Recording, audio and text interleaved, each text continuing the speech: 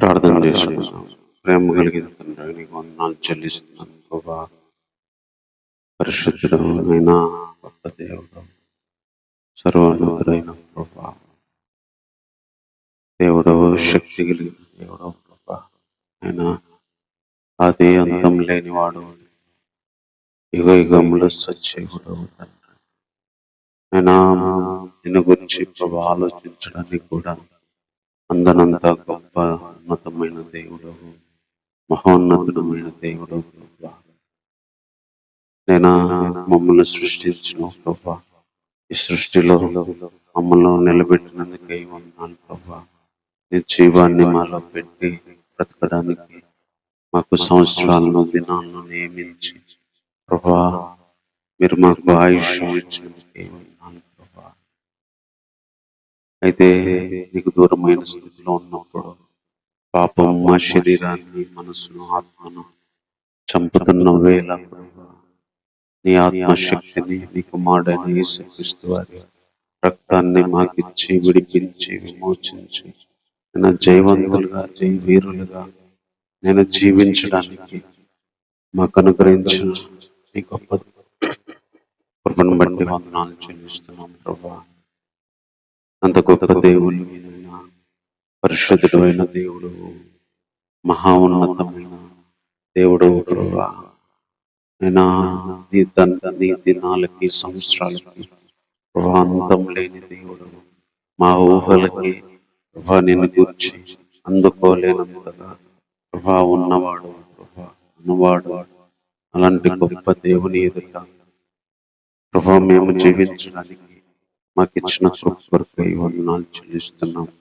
ఉదయకాల సమయంలో దేవా నీ పాద సన్నిధికి వచ్చాం. ఆయన నీ సన్నిధిలో ఉన్న ఆనందాన్ని దయచేసి, నీ సన్నిధిలో ఆనందించడం వల్ల కలిగే బలాన్ని దయచేసి ప్రభా, ఎల్లప్పుడూ నీ ఎందు ఆనందించగలిగే పరిశుద్ధాత్మను దయచేసి, పరిశుద్ధాత్మలో పరవశించినట్లుగా నేను నీ శక్తిని మా మీద కుమ్మరించండి ప్రభా. నాకు వచ్చిన వారికి సమయం దీవెనకరంగా చేయండి. నీ కృపను, నీ సహాయాన్ని వేడుకుంటుండగా ప్రభా, బలంగా మాకు నీ ఆత్మను దయచేయండి, బలంగా నీ నడిపింపును దయచేయండి, బలంగా మీ యొక్క సన్నిధిని దయచేయండి ప్రభా. ఆ రీతిగానైనా మీరు ఈ సమయం అంతా దీవెనకరంగా చేయమని కోరుకుంటూ ఈ ప్రార్థన మా రక్షకుడైన యేసుక్రీస్తు వారి నామములోనే ప్రార్థించి వేడుకుంటున్నాము తండ్రి. ఆమేన్.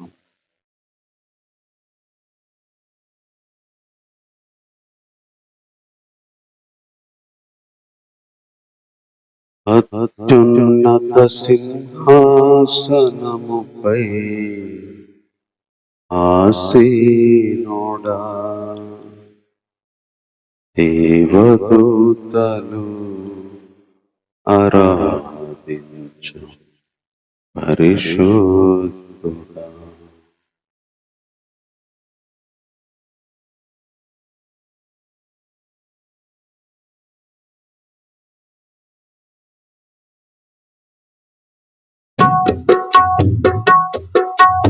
అత్యున్నత సింహాసనముపై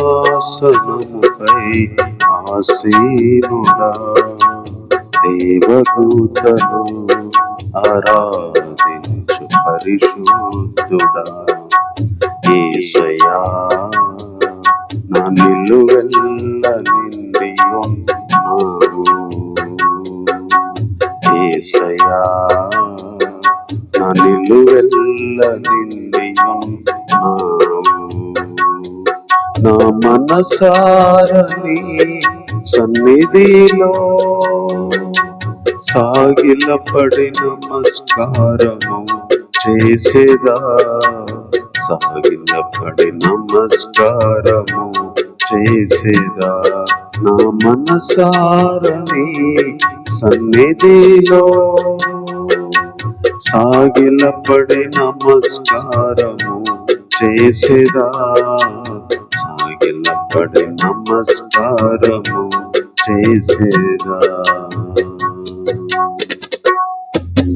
ప్రతి వసంతము నీ దయా కిరీటమే ప్రకృతి కలలన్నీయు నీ మహిమను వివరించునే ప్రతి వసంతము నీ దయా కిరీటమే ప్రకృతి కలలన్నీయు నీ మహిమను వివరించునే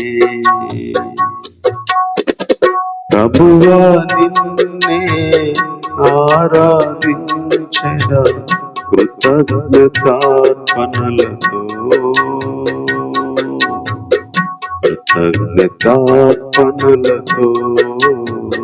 ప్రభువా నిన్నే ఆరాధించెద కృతజ్ఞతార్పణలతో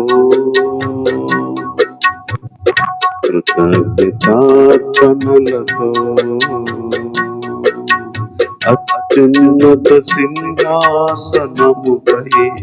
ఆసీనుడా దేవదూతలు ఆరాధించు పరిశుద్ధుడా యేసయ్యా నా నిలువెల్ల నిండియున్నావు నా మనసారని సన్నిధిలో సాగిలపడి నమస్కారము చేసేదా సాగిలపడి నమస్కారము చేసేదా పరిమళించునే నా సాక్ష జీవితమే పరిశుద్ధాత్ముడు నన్ను నడిపించుచున్నందునే పరిమళించునే నా సాక్ష జీవితమే పరిశుద్ధాత్ముడు నన్ను నడిపించుచున్నందునే పరిశుద్ధాత్మలో ఆనందించెదా హర్షధ్వనులతో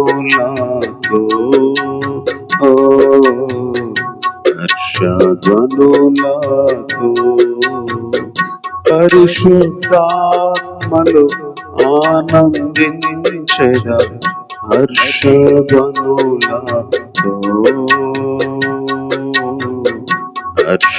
హర్షధ్వనులతో అత్యున్నత సింహాసనముపై ఆసీనుడా దేవదూతలు ఆరాధించు పరిశుద్ధుడా యేసయ్యా నా నిలువెల్ల నిండి ఉన్నావు నా మనసారని సన్నిధిలో సాగిలపడి నమస్కారము చేసేదా సాగిలపడి నమస్కారము చేసేదా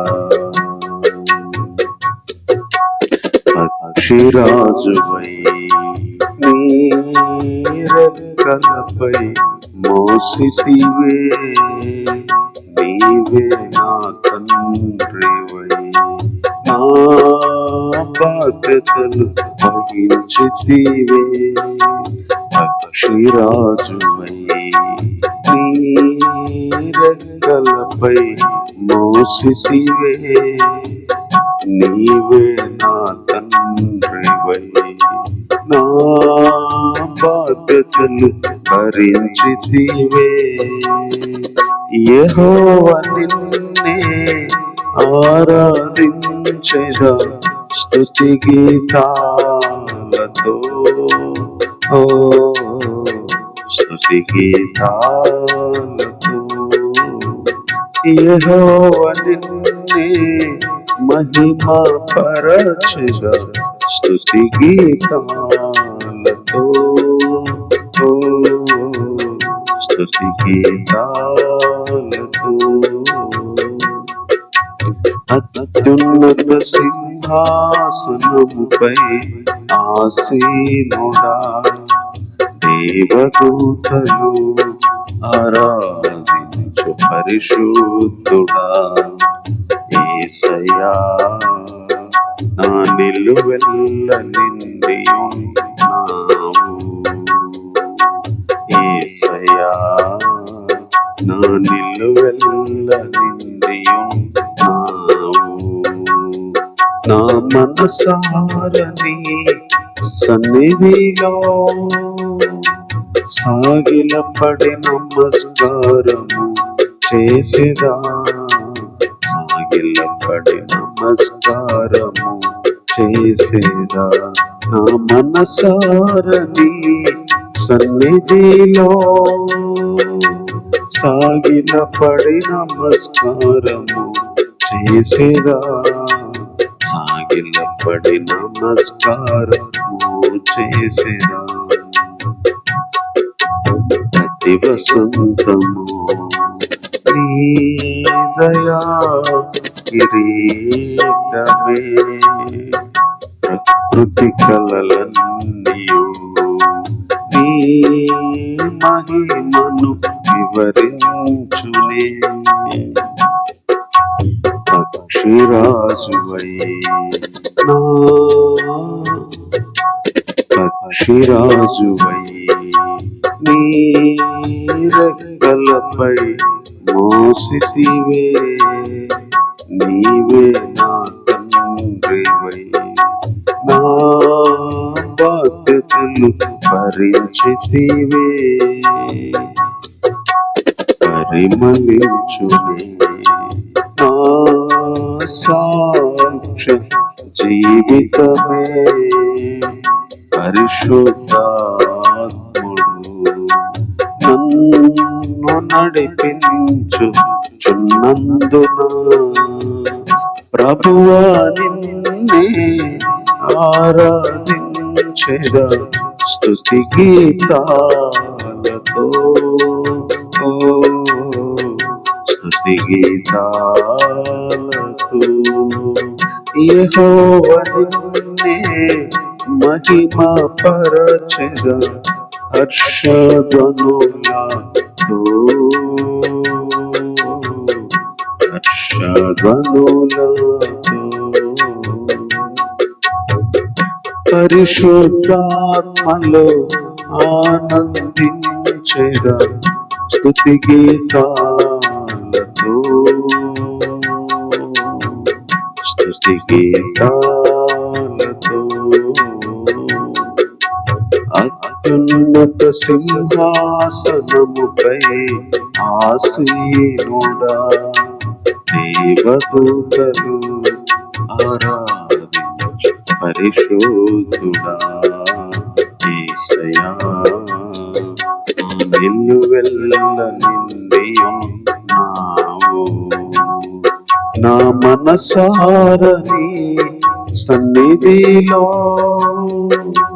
సాగిలపడి నమస్కారము చేసేదా, సాగిలపడి నమస్కారము చేసేదా. నా మనసారని సన్నిధిలో సాగిలపడి నమస్కారము చేసేదా, సాగిలపడి నమస్కారము చేసేదా.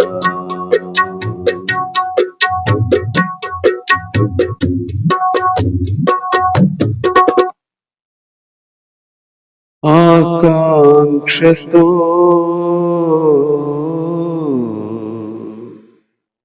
నేను కనిపెట్టుదును, ప్రాణేశ్వరుడైన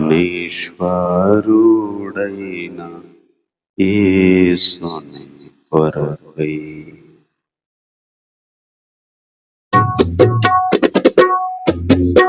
ఆకాంక్షతో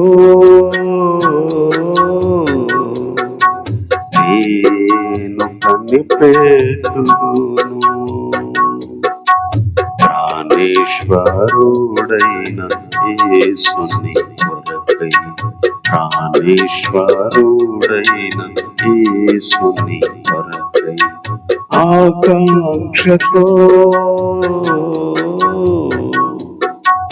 నేను కనిపెట్టుదును.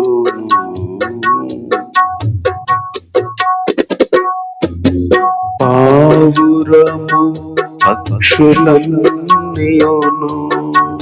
దుఃఖరావం అనుదినం చేయునట్లు, పావురము పక్షులన్నీయును దుఃఖరావం అనుదినం చేయునట్లు, దేహ విమోచనము కొరకై నేను మూల్గుచున్నాను సదా. దేహ విమోచనము కొరకై నేను మూల్గుచున్నాను సదా. మూల్గుచున్నాను సదా. ఆకాంక్షతో నేను కనిపెట్టుదును. ప్రాణేశ్వరుడైన యేసుని కొరకై, ప్రాణేశ్వరుడైన యేసుని కొరకై ఆకాంక్షతో నేను కనిపెట్టుదును. గోవలు పూలకు ఎగయునట్లు శుద్ధులు తమ గృహమును చేరుచుండగా, గోవలు పూలకు ఎగయునట్లు శుద్ధులు తమ గృహమును చేరుచుండగా, నా దివ్య గృహమైన సియోనులో చేరుట నాశయే.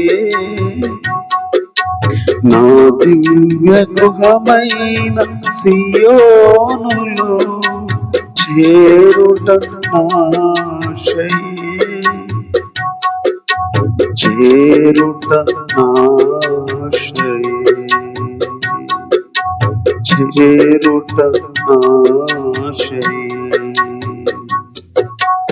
ఆకాంక్షతో నేను కనిపెట్టుదును. ప్రాణేశ్వరుడైన యేసుని కొరకై, ప్రాణేశ్వరుడైన యేసుని కొరకై ఆకాంక్షతో నేను కనిపెట్టుదును.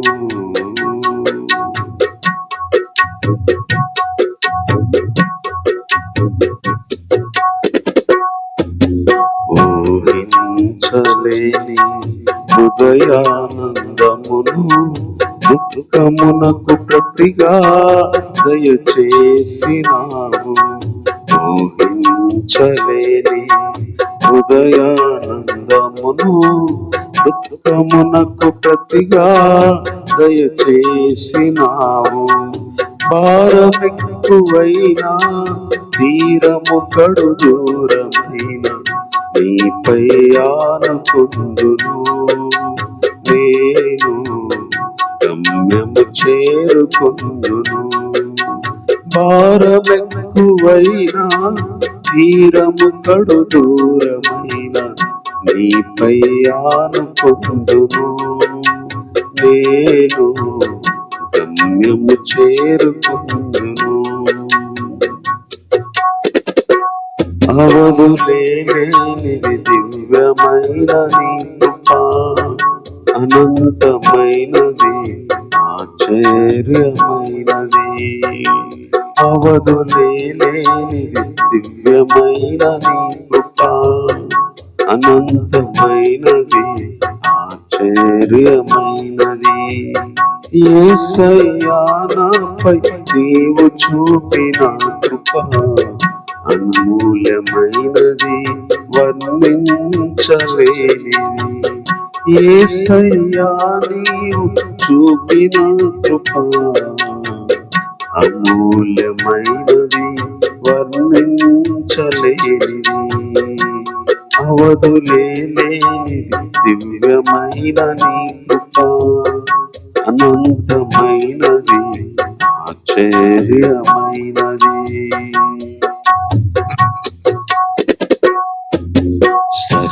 సరిపోల్చలేని మధురమైన అనుభవం వింతైన నీ ప్రేమలు అనుభవింపచేశావు సరిపోల్చలేని మధురమైన అనుభవం వింతైన నీ ప్రేమలు అనుభవింపచేశావు సౌందర్యమైన అతి పరిశుద్ధమైన నీ రూపము తలచుచుందును నేను నీ కోసమే వేచి ఉందును సౌందర్యమైన అతి పరిశుద్ధమైన నీ రూపము తలచుచుందును నేను నీ కోసమే వేచి ఉందును అవధులేని దివ్యమైన నీ కృప అనంతమైనది ఆశ్చర్యమైనది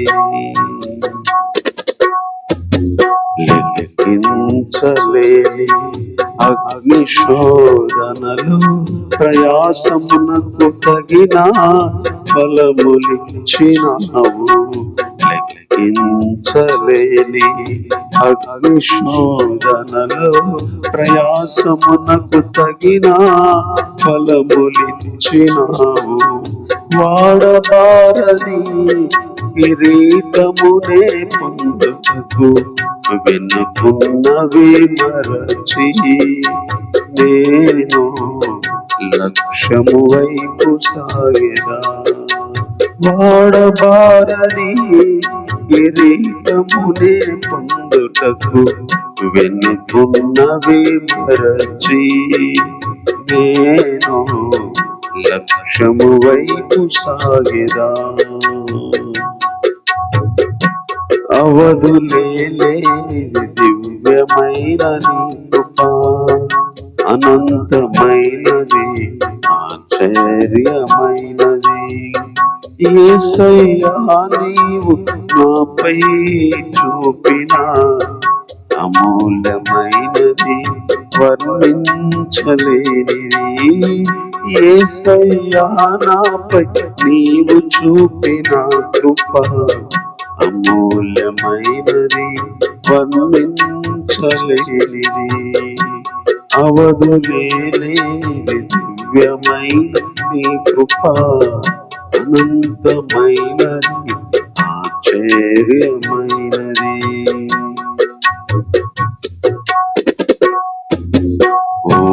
ఊహించలేని హృదయానందమును దుఃఖమునకు ప్రతిగా దయచేసినావు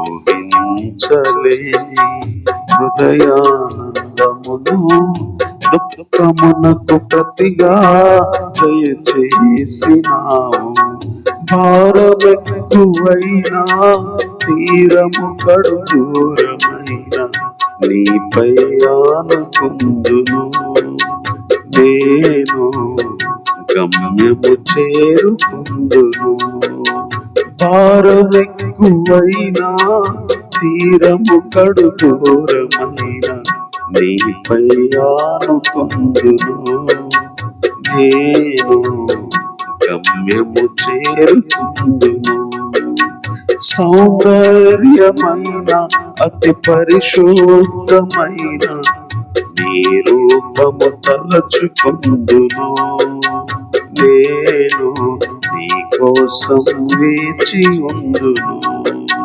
వాడబారని కిరీటమునే పొందుటకై వెనుకున్నవి మరచి నేను లక్ష్యము వైపు సాగెదా. భారమెక్కువైనా తీరము కడు దూరమైన నీపై ఆనుకొందును. నేను గమ్యము చేరుకొందును. అవధులేని దివ్యమైన నీ కృప అనంతమైనది, ఆశ్చర్యమైనది. యేసయ్యా నాపై నీవు చూపిన కృప అనంతమైనది, వర్ణించలేనిది. యేసయ్యా నాపై నీవు చూపిన కృప అమూల్యమైనది, వర్ణించలేనిది. అవధులేనిది దివ్యమైన నీ కృప అనంతమైనది, ఆశ్చర్యమైనది. అవధులేనిది దివ్యమైన నీ కృప అనంతమైనది, ఆశ్చర్యమైనది.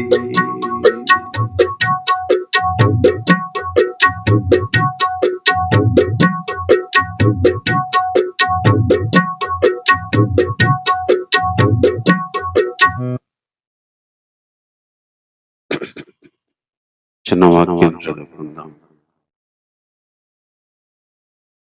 దానియేలు గ్రంథం 7వ అధ్యాయం.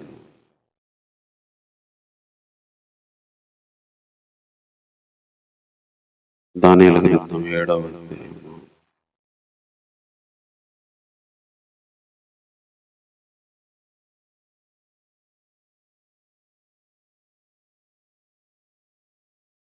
9వ వచనం చదువుకుందాం. ఇక సింహాసనము వేయుట నేను చూచితిని. మహావృద్ధుడొకడు కూర్చుండెను. ఆయన వస్త్రము హిమము వలె ధవలముగాను, ఆయన తల వెంట్రుకలు శుద్ధమైన గొర్రెపుచ్చు వలె తెల్లగాను ఉండెను. ఆయన సింహాసనము అగ్ని జ్వాలల వలె మండుచుండెను. దాని చక్రములు అగ్ని వలె ఉండెను. అగ్ని ప్రవాహము ఆయన యుద్ధ నుండి ప్రవహించుండెను. వేవేల కొలది ఆయనకు పరిచారకులుండిరి. కోట్ల కొలది మనుషులు ఆయన ఎదుట నిలిచిరి. తీర్పు తీర్చుటకై గ్రంథములు తెరవబడే. చిన్న మాట ప్రార్థన చేసుకున్నాం. ప్రేమ కలిగిన దేవా, ఆయన మీరు రాయించిన ఈ మాటల్లో మాకు అవసరమైన విషయాలు, అవసరమైన రీతిలో ప్రభా, అవసరమైన నీ ఆత్మతో ప్రభా మాకు అనుకూలంగా మీరు మాట్లాడమని కోరుతున్నాం దేవా. ఈ విషయంలో మీరే సహాయపడి చదువుతున్న నాకు, వింటున్న వారికి బలమైన పరలోకం యొక్క మహిమను, శక్తిని, ప్రభావాన్ని మేము అనుభవించినట్లుగా మాకు సహాయపడమని కోరుతూ ఈ ప్రార్థన మా రక్షకుడైన యేసుక్రీస్తు వారి నామములో ప్రార్థించి వేడుకుంటున్నాము తండ్రి. ఆమేన్. ఈ చదువుకున్న ఈ మాటల్లో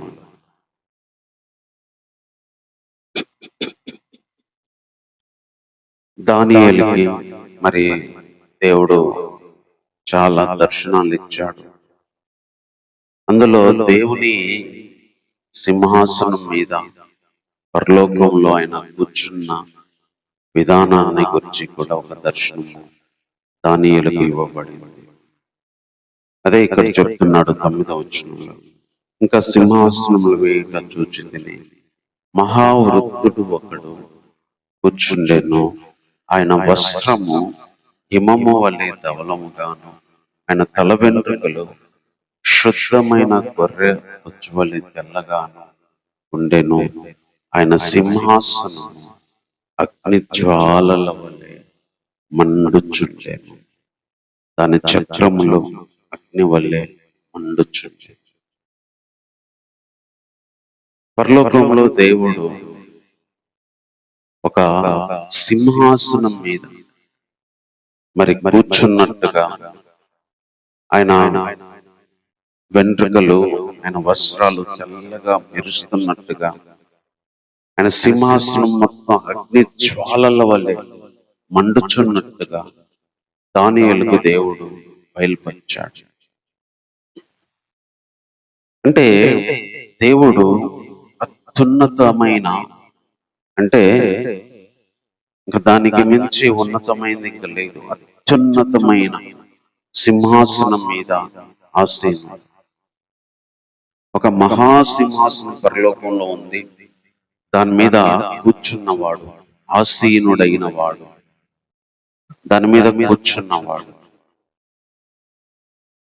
ఇది దానియేలుకి భవిష్యత్తులో జరగబోయే, ప్రపంచ అంతంలో జరగబోయే, మరి తీర్పు సమయంలో జరగబోయే ఒక దర్శనాన్ని చూపించాడు. దేవుడు పరలోకంలో సింహాసనం మీద, అది కూడా అత్యున్నత సింహాసనం మీద ఆసీనుడు. ఈరోజు మనము దేవుని గొప్పతనాన్ని ఎంతగా ఊహించుకోవాలంటే, దేవుడు నంత అత్యున్నతమైన సింహాసనం గాని, ఆయనలాగా ఆసీనుడై ఉండగలిగిన ఆ యొక్క అర్హత గాని ఈ ప్రపంచంలో ఎవరికీ లేదు. ఆయన అత్యున్నతమైన సింహాసనం మీద ఆసీనుడయ్యాడు. ఒక దానియేలుకే కాదు, చాలా మందికి ఇదే విషయాన్ని తెలియజేస్తూ వచ్చాడు. యోహాను గారికి కూడా ఇదే విషయము ప్రకటన గ్రంథంలో తెలియజేశాడు. ప్రకటన గ్రంథం 20వ అధ్యాయము 11వ వచనంలో, ధవలమైన మహాసింహాసనమును దాని యందు ఆసీనుడైన వారిని చూచింది. ప్రకటన గ్రంథం రాస్తున్న యోహాను గారికి కూడా ధవలమైన, అంటే తెల్లగా దగదగా మెరిసే మహాసింహాసనం, దాని యందు ఆసీనుడైన ఒకరిని చూచింది. యోహాను గారికి కూడా దేవుడు ఆ మహాసింహాసనం మీద ఆసీనుడై ఉన్నట్టుగా కనిపిస్తా వచ్చింది. అలాగే యెహెజ్కేలు కూడా దేవుడు బయలుపరుచుకున్నాడు. యెహెజ్కేలు గ్రంథంలో మనం చూసినట్లయితే 1వ అధ్యాయం, యెహెజ్కేలు గ్రంథం 1వ అధ్యాయం 26వ వచనం. యెహెజ్కేలు గ్రంథం 1వ అధ్యాయం 26వ వచనం. వాటి తలలపైనున్న మండలం పైన నీలకాంతమైన సింహాసనం ఒకటి కనపడెను, మరియు ఆ సింహాసనం వంటి దాని మీద నరస్వరూపియగు ఒకడు ఆసీనుడయ్యను. దాని చుట్టూ లోపల కరుగుచున్న ఇత్తడియు అగ్ని ఉన్నట్లు నాకు కనపడెను. నడుము మొదలుకొని దిగువకు ఆయన అగ్ని స్వరూపముగా నాకు కనపడెను. చుట్టూను తేజోమయముగా ఉండెను. అంటే అగ్ని స్వరూపము సింహాసనం మీద ఆసీనుడయ్యి ఉండడం.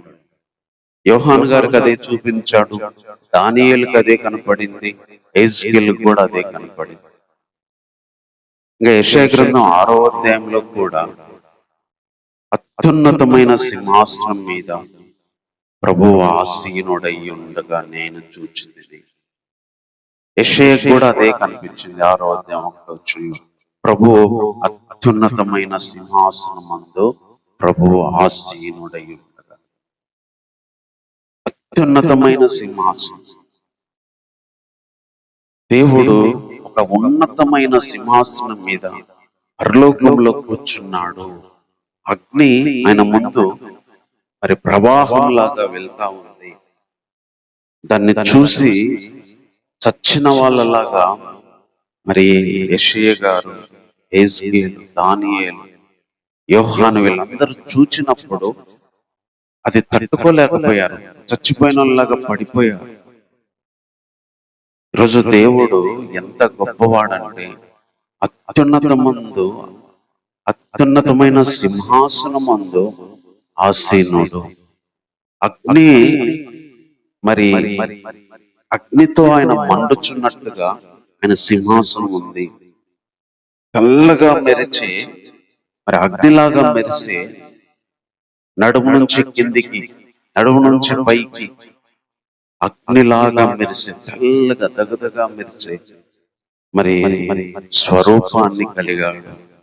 ఇలాగ భక్తులకి, యెషయాకి, ఎజ్కేలుకి, దానియేలుకి, మరి యోహాన్ గారికి ఇలా దేవుడు బయలుపరుచుకున్నప్పుడు ఆయన ఎంత గొప్పవాడో, ఎంత గొప్ప సింహాసనం మీద ఆసీనుడై ఉన్నాడో మరి చూపిస్తూ వచ్చాడు. ఈరోజు మనం దేవుని దగ్గరికి వచ్చినప్పుడు ఆయన పాదాల దగ్గర మనము సాగిలపడి నమస్కరించాలి. ఎందుకంటే ఆకాశము నా సింహాసనము, భూమి నా పాదపీఠం అన్నాడు. మనము ఒక కాలు పెట్టుకునే, దేవుడు కాలు పెట్టుకునే స్థలమే భూమి అంతా. ఆకాశం ఆయన కూర్చునే కుర్చీ, ఆకాశం అంతా సింహాసనము, భూమి ఆయన కాళ్ళు పెట్టుకునే పాదపీఠం. దేవుడు చాలా గొప్పవాడు.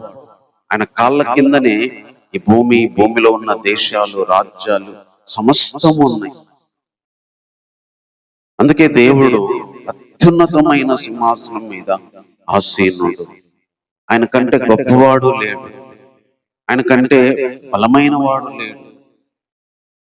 దేవుడు ఎప్పటి నుంచి ఉన్నాడు కూడా మనకు తెలియదు. యుగ యుగాలు ఉన్నవాడు. ఆయనకు ఆది లేదు, పుట్టుక లేదు, చావు లేదు. అందుకే అన్నాడు, నేను ఉన్నవాడను అనువాడు. అయాం ఊ అయాం, నేను ఉన్నవాడిని అనువాడు. మనలాగా ఒకప్పుడు ఉన్నాడు, ఇప్పుడు లేడు, ఇప్పుడున్నాడు, తర్వాత ఉండము అని చెప్పుకునేటట్టు దేవుడికి లేదు. ఈ విషయాన్ని ఆలోచిస్తే మన మైండ్కి అర్థం కాదు. అసలు దేవుడు ఎప్పటి నుంచి ఉన్నాడు, అసలు ఎట్లా వచ్చాడు దేవుడు అని ఆలోచిస్తే ఆ ప్రశ్నకి అసలు మనకు సమాధానం దొరకదు. ఒక్కడు దేవుడు ఎలా ఉన్నాడు? ఈ సృష్టి పుట్టక ముందు, మనుషులు పుట్టక ముందు దేవుడు ఎలా ఉన్నాడు? అసలు దేవుడు ఎందుకు ఉన్నాడు? అసలు ఎలా వచ్చాడు అని ఆలోచిస్తే దానికి సమాధానం దొరకదు మనకి. ఈ భూమి ఆకాశాలు గతించిన తర్వాత కూడా ఆయన ఉండేవాడు. అందుకే ఆది అంతం ఆయనే. ఆయనే బిగినింగ్, ఎండింగ్ ఆయనే. మొదటివాడు, గడపటివాడు ఆయన. అంటే ఫస్ట్ నుంచి ఉండేది ఆయనే, లాస్ట్ వరకు ఉండేది ఆయనే. ఈ భూమి ఆకాశాలు ఆయన సృష్టించాడు, మనుషులమైన మనల్ని సృష్టించాడు.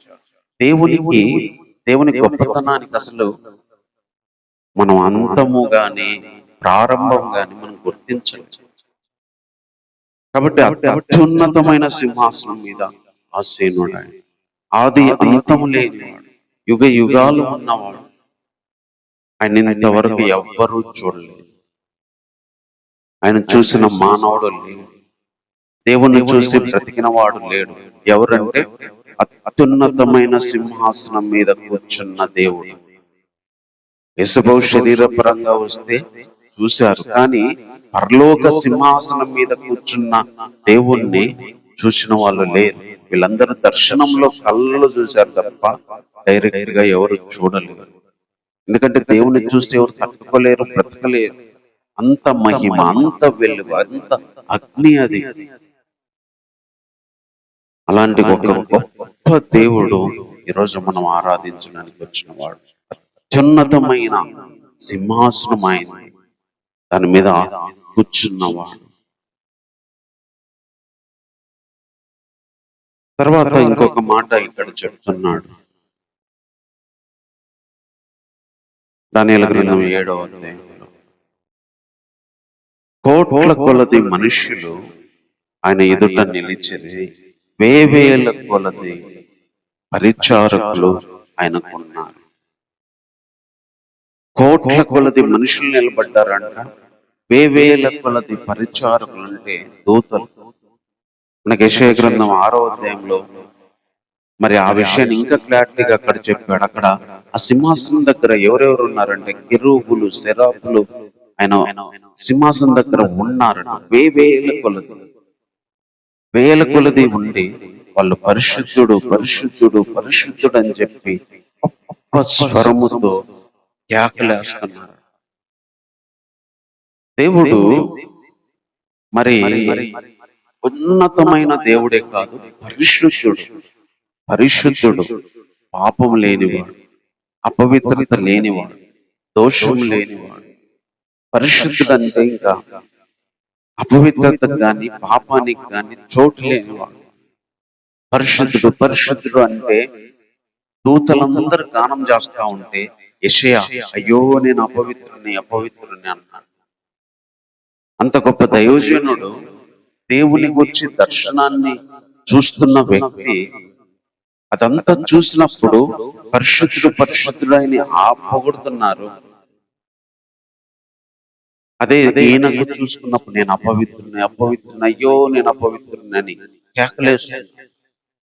దేవుని పరిశుద్ధత ఎంతో గొప్పది. దేవుని పరిశుద్ధతను చూసినప్పుడు మనం ఎంత అపవిత్రులమో మనకు కనిపించేది. మనం ఎంత మురికితో నిండిన వాళ్ళమో కనిపిస్తుంది. ఆయన పరిశుద్ధుడు పరిశుద్ధుడు అని పొగడుతా ఉన్నారు.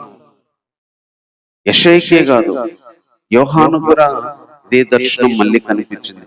ప్రకటన గ్రంథం 4వ అధ్యాయంలో అక్కడ కూడా దేవదూతలందరూ ఆ సింహాసనం దగ్గర నిలబడి 4వ అధ్యాయం 8వ వచనంలో 4 జీవులు ఆ రెక్కలన్నీ కూడా భవిష్యత్ కాలంలో, వర్తమాన భూత భవిష్యత్ కాలంలో ఉండే సర్వాధికారి దేవుడు పరిశుద్ధుడు పరిశుద్ధుడు పరిశుద్ధుడని రాత్రి పగళ్ళు మానక చెప్పుచుందరు. రాత్రి పగలు మానకుండా పరలోకంలో పాడే ఒకే పాట ఏంటంటే పరిశుద్ధుడు పరిశుద్ధుడు పరిశుద్ధుడు పరిశుద్ధుడు. సర్వాధికారి పరిశుద్ధుడు పరిశుద్ధుడని దూతలంట మానకుండా రాత్రి పగళ్ళు ఆయన పొగడుతా ఉంటారు. ఆయన పరిశుద్ధుడు, ఆయన పరిశుద్ధుడు పరిశుద్ధుడు. దూతల పని ఇదే. వేవేల మంది దూతలు దేవుని గురించిన దర్శనం చూసిన దానియేలైనా, యోహానైనా, యెషయా అయినా, తర్వాత యెజ్కేల్ అయినా ఆయన పరిశుద్ధతను చూశారు. అగ్ని దగదగా మెరుస్తా ఉంది. అగ్ని మంటకి అపవిత్రత అంతా కాలిపోయింది. పరిశుద్ధత పరిశుద్ధత పరిశుద్ధుడు పరిశుద్ధుడని మొక్కాలు కప్పుకున్నారు. చూడలేక దేవదూతలు అయితే రెక్కలతో కప్పుకొని ఆరాధిస్తున్నారు.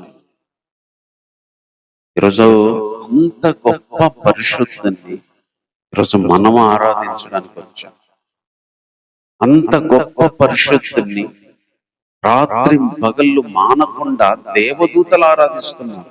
మనం ఎప్పుడో మనకు టైం దొరికినప్పుడు ఉదయమో సాయంత్రమో లేకపోతే మనకు ప్రేరేపణ కలిగినప్పుడు ఆయన గుర్తు చేసుకుంటాం. కానీ రాత్రి పగలు కంటిన్యూస్ గా ఆయన పరిశుద్ధుడు పరిశుద్ధుడు పరిశుద్ధుడని ఆయన ఆరాధిస్తా ఉన్నారు.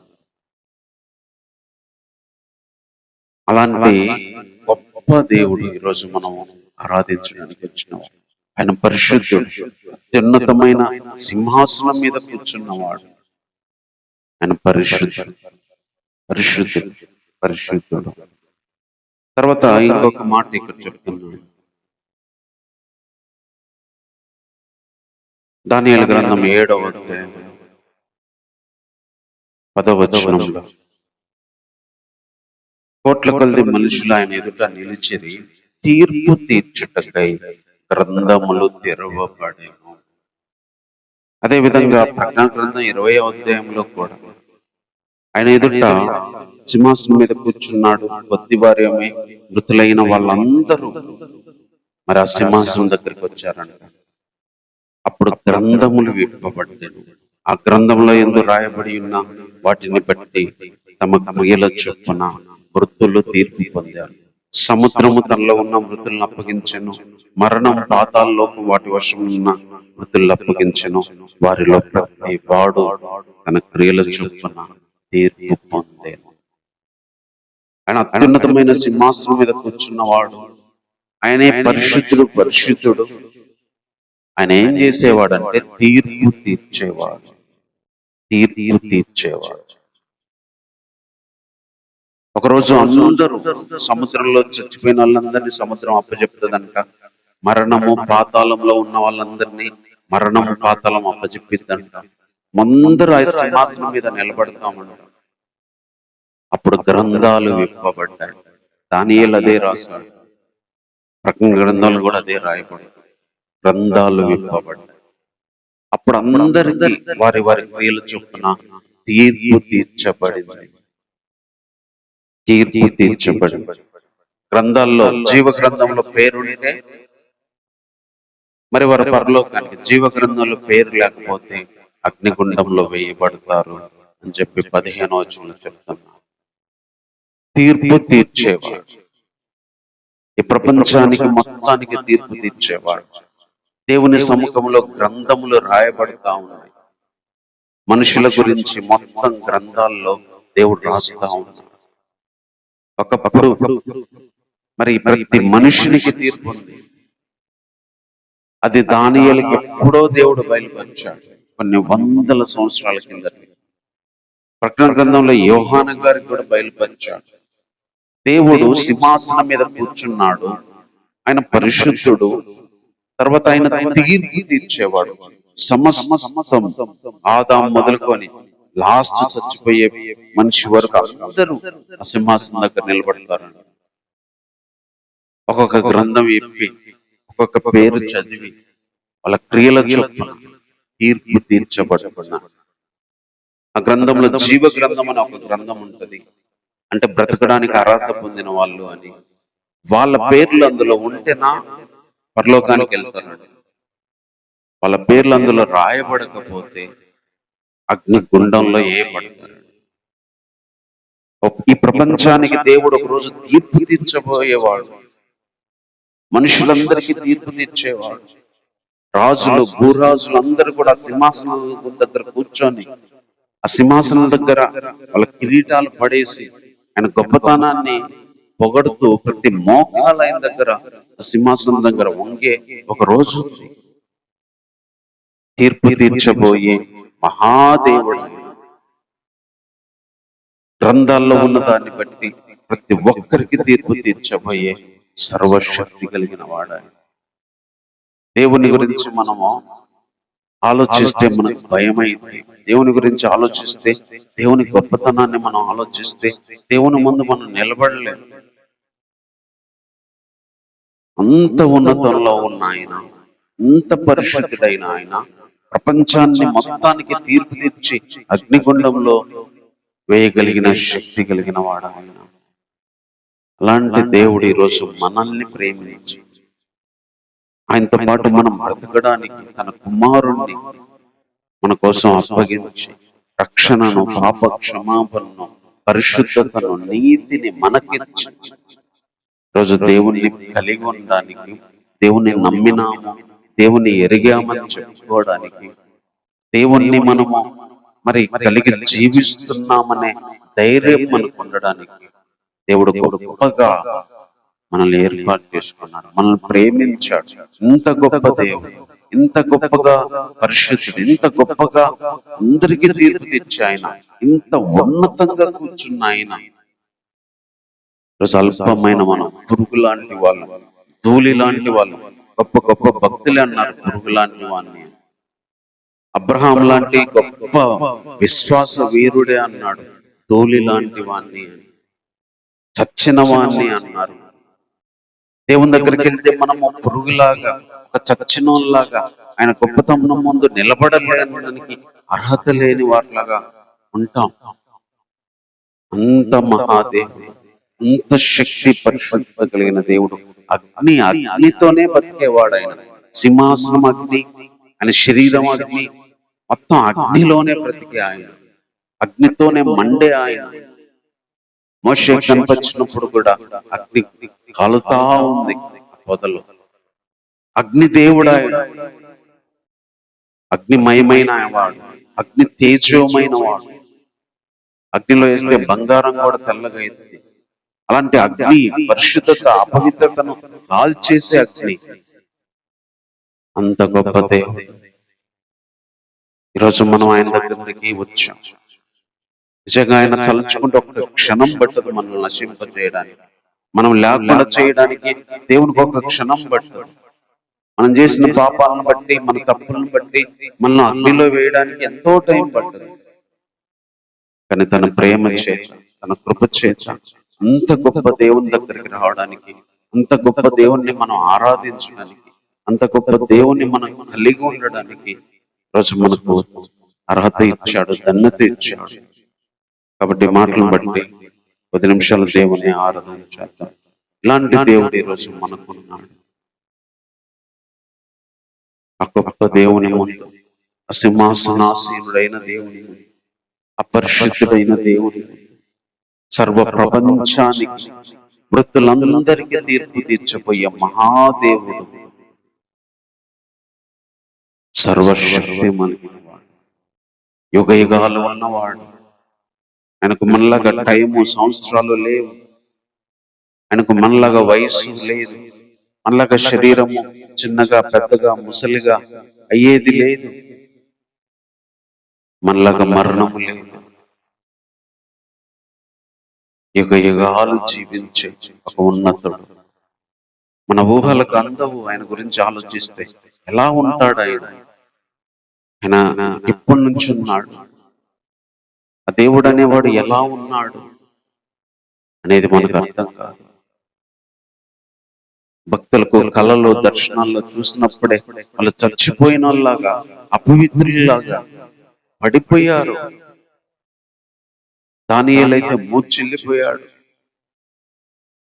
కళలో చూస్తేనే తట్టుకోలేకపోయారు దేవుని. ఈరోజు అంత గొప్ప దేవుడు సింహాసనం మీద ఉన్నాడు.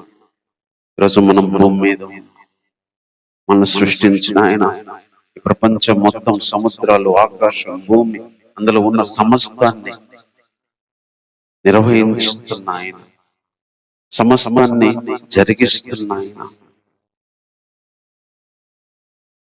ఈరోజు మనల్ని ప్రేమించి రక్షణ ఇవ్వడానికి, పాప క్షమాపణ ఇచ్చాడు. తన కుమారుని రక్తంలో మనల్ని కడిగాడు, తన బిడ్డలుగా చేసుకున్నాడు. అలాంటి దేవునితో ఉన్నా కూడా మనం చనిపోని విధంగా మాకు పరిశుద్ధత ఇచ్చాడు. అంత అగ్ని మయంగా ఉన్న ఆయన ఎదుట, ఆయన సింహాసనాల దగ్గర మనం కూర్చోడానికి, ఆయనతో పాటు మనం ఉండడానికి అంత గొప్ప దేవుడు మనకు అర్హత ఇచ్చాడు. ఆయన రక్తంలో కడుక్కున్న వాళ్ళందరి పేర్లు జీవ గ్రంథంలో రాసి అగ్ని గుండం నుంచి తప్పించిన ఆయన, తీర్పు తీర్చి మనల్ని రక్షించిన ఆయన. ఆయన ఎందుకు విశ్వాసం ఉంచిన వాళ్ళకి తీర్పు తీర్చబడదు.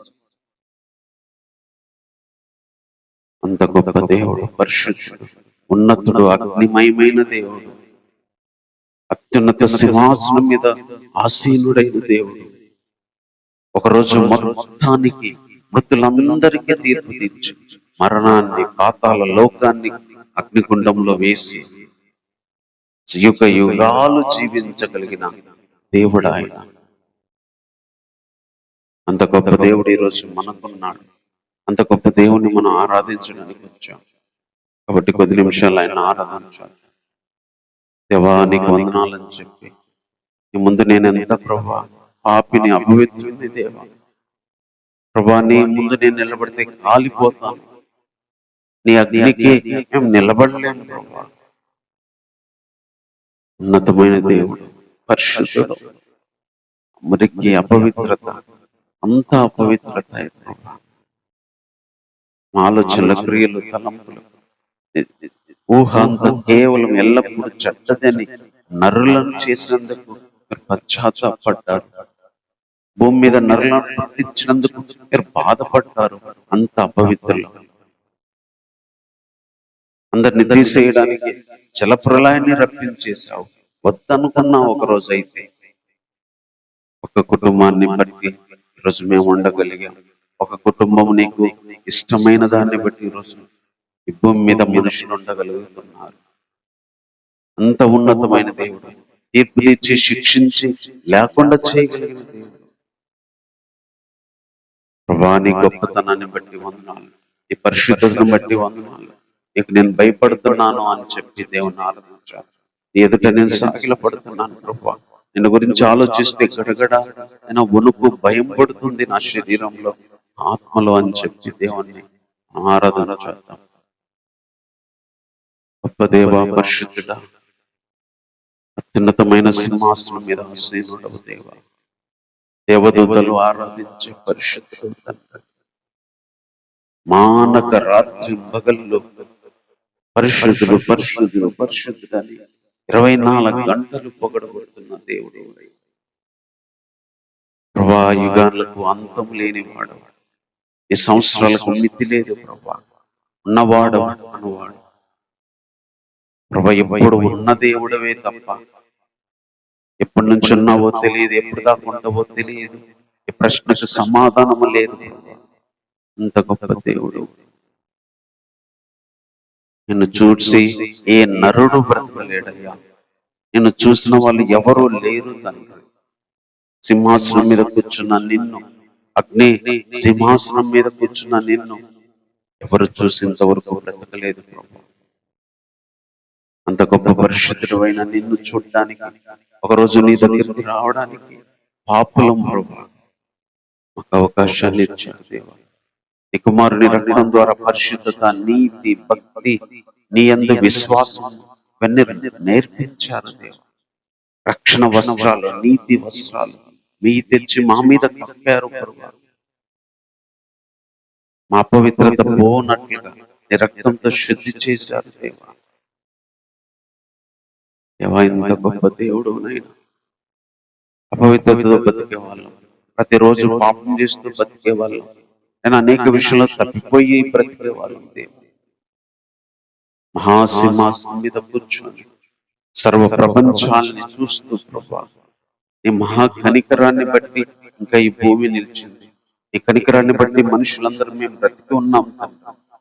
ఒకరోజు ఈ భూమిని తీసే రోజు ఉంది. భూమి ఆకాశాలు నీ సముఖంలో నుంచి పారిపోతాయి, నీ సింహాసనం ముందు నిలబడలేకపోతాయని ప్రకటన గ్రంథంలో మీరే రాయించారు. అలాంటి ఉన్నతమైన దేవుడు, ఆకాశాలు భూమి గడగడ వణికి అంతగా శక్తి కలిగిన దేవుడు ప్రభా. నీ గొప్పతనాన్ని బట్టి నిండు మనసుతో స్తుతిస్తున్నాం. నీ శక్తి, ఔన్నత్యం ఎంతో వర్ణించలేని ప్రభా. దానికి మేమేమిచ్చి నీ రుణాన్ని తీర్చుకోలేము. పాపులమైన మాకు ప్రభా, నీ కుమారుడైన యేసుక్రీస్తు రక్తం ద్వారా పరిశుద్ధతను, నీతిని ఒక వస్త్రం ధరించినట్టుగా ప్రభా మా మీదికి తీసుకొచ్చి కప్పి మమ్మల్ని చేర్చుకున్నందుకై వందనాలు. మేము నీతో మాట్లాడటానికి, మీరు మా మీద కనికరం చూపించడానికి, మమ్మల్ని క్షమించడానికి అంత శక్తి కలిగిన దేవుడవై ఉండి కూడా మమ్మల్ని సహిస్తున్నందుకై వందనాలు. మమ్మల్ని శిక్షించకుండా ప్రభా నేను ప్రేమిస్తున్నందుకై వందనాలు తండ్రి.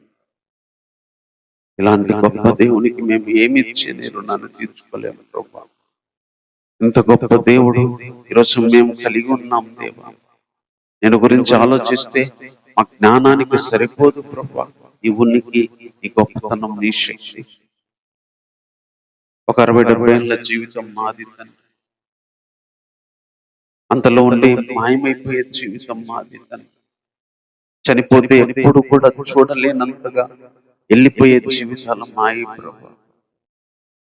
ఆయన ప్రేమించి రక్షణ వస్త్రంతో, ఆయన నీతి వస్త్రాలతో నీ దగ్గరికి రాగలిగే అవకాశాన్ని ఇచ్చావు. నీ కుమారుని బట్టి మేము బ్రతకడానికి, నీ కుమారుని బట్టి మేము జీవించడానికి, ఇంత గొప్ప దేవుని ముందు నిలబడడానికి మాకు అర్హత ఇచ్చావు ప్రభా.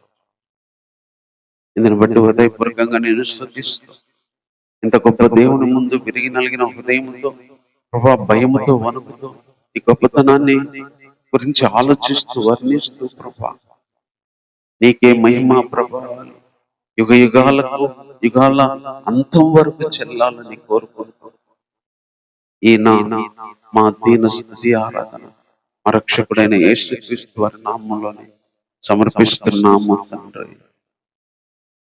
ఆమేన్.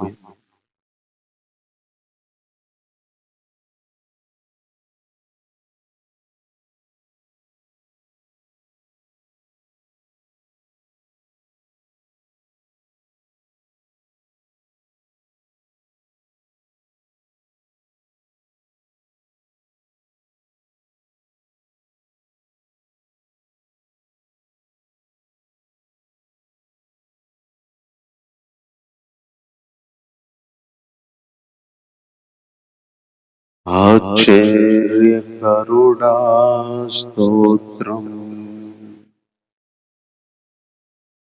ఆలోచనకర్త స్తోత్రం, బలమైన దేవా నిత్యుడవగు తండ్రి సమాధాన అధిపతి స్తోత్రం.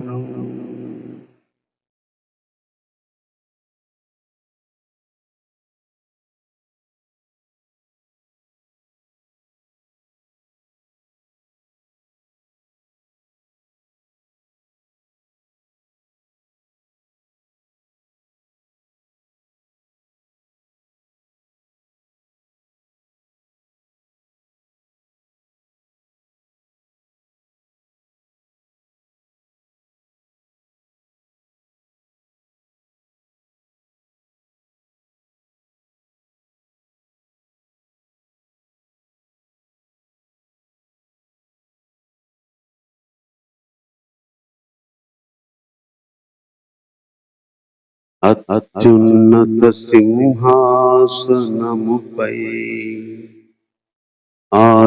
ఆసీనుడవైనా నా దేవా,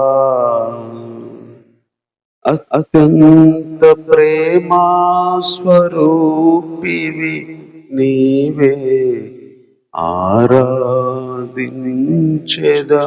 నిన్నే.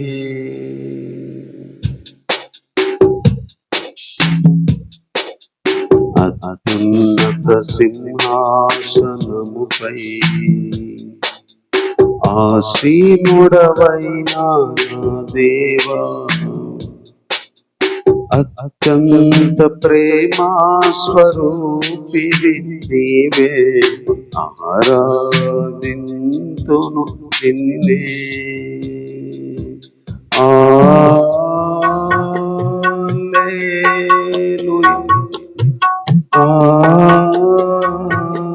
హల్లెలూయా, హల్లెలూయా, ఆమేన్. ఆశ్చర్యకరుడా స్తోత్రం, ఆలోచనకర్త స్తోత్రం,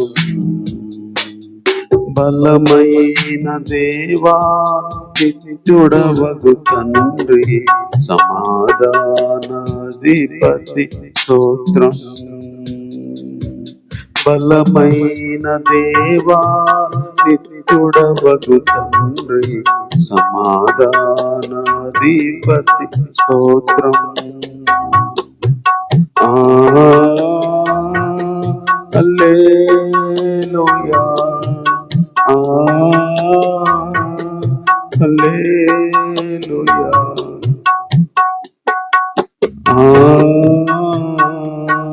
హల్లెలూయా, ఆమేన్.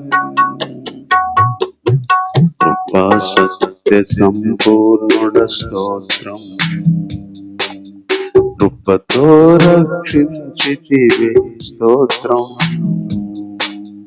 కృపా సత్య సంపూర్ణుడ స్తోత్రం,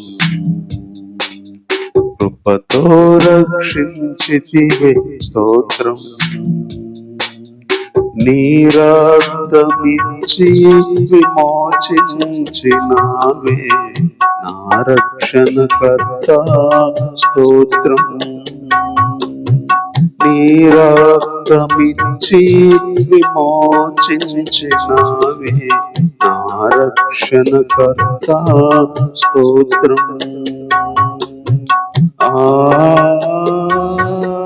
హల్లెలూయా, హల్లెలూయా, హల్లెలూయా, ఆమేన్. అత్యున్నత సింహాసనముపై ఆసీనుడవైనా నా దేవా, అత్యంత ప్రేమా స్వరూపివి నీవే, ఆరాధించెద నిన్నే, అత్యంత ప్రేమ స్వరూపివి నీవే, ఆరాధించెద నిన్నే.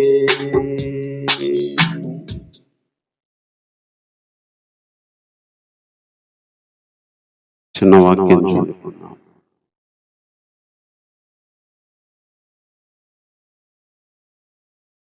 దానియేలు గ్రంథం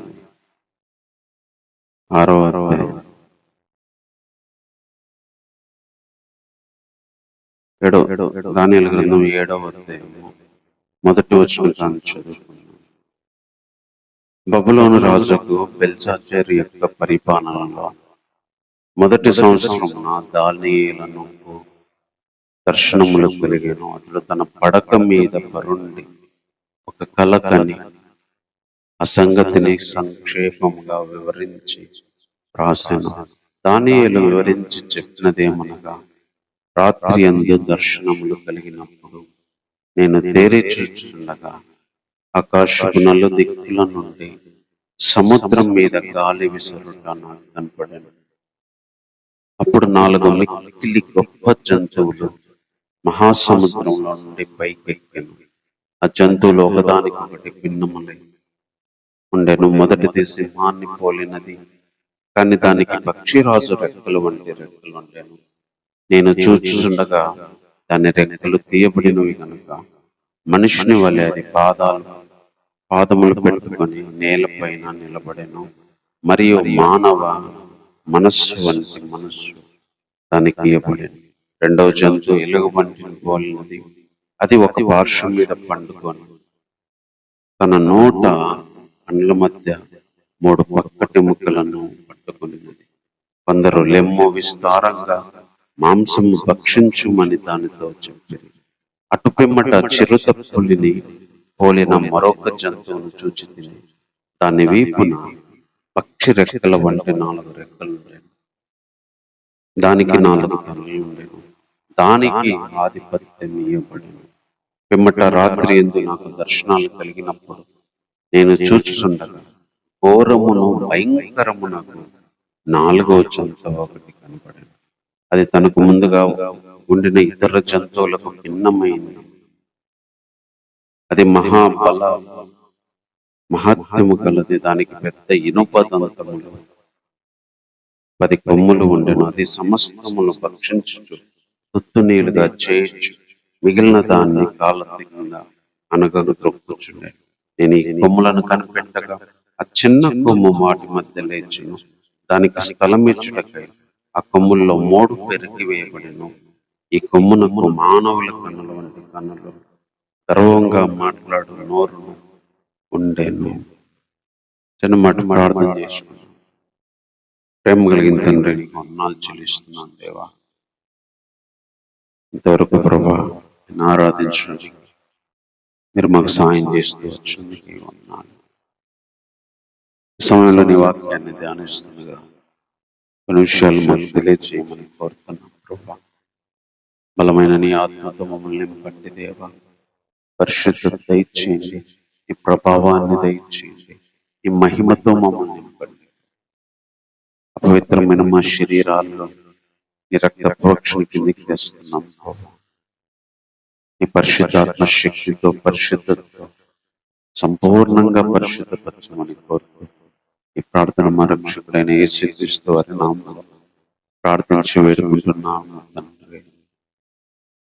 ఆమేన్. చదువుకున్న ఈ మాటల్లో దానియేలు గ్రంథంలో 6 అధ్యాయాలు దేవుడు తన గొప్పతనాన్ని ఏంటో ప్రపంచానికి, రాజులకు తెలియజేయడానికి కొన్ని పరిస్థితులు జరిగిస్తూ వచ్చాడు.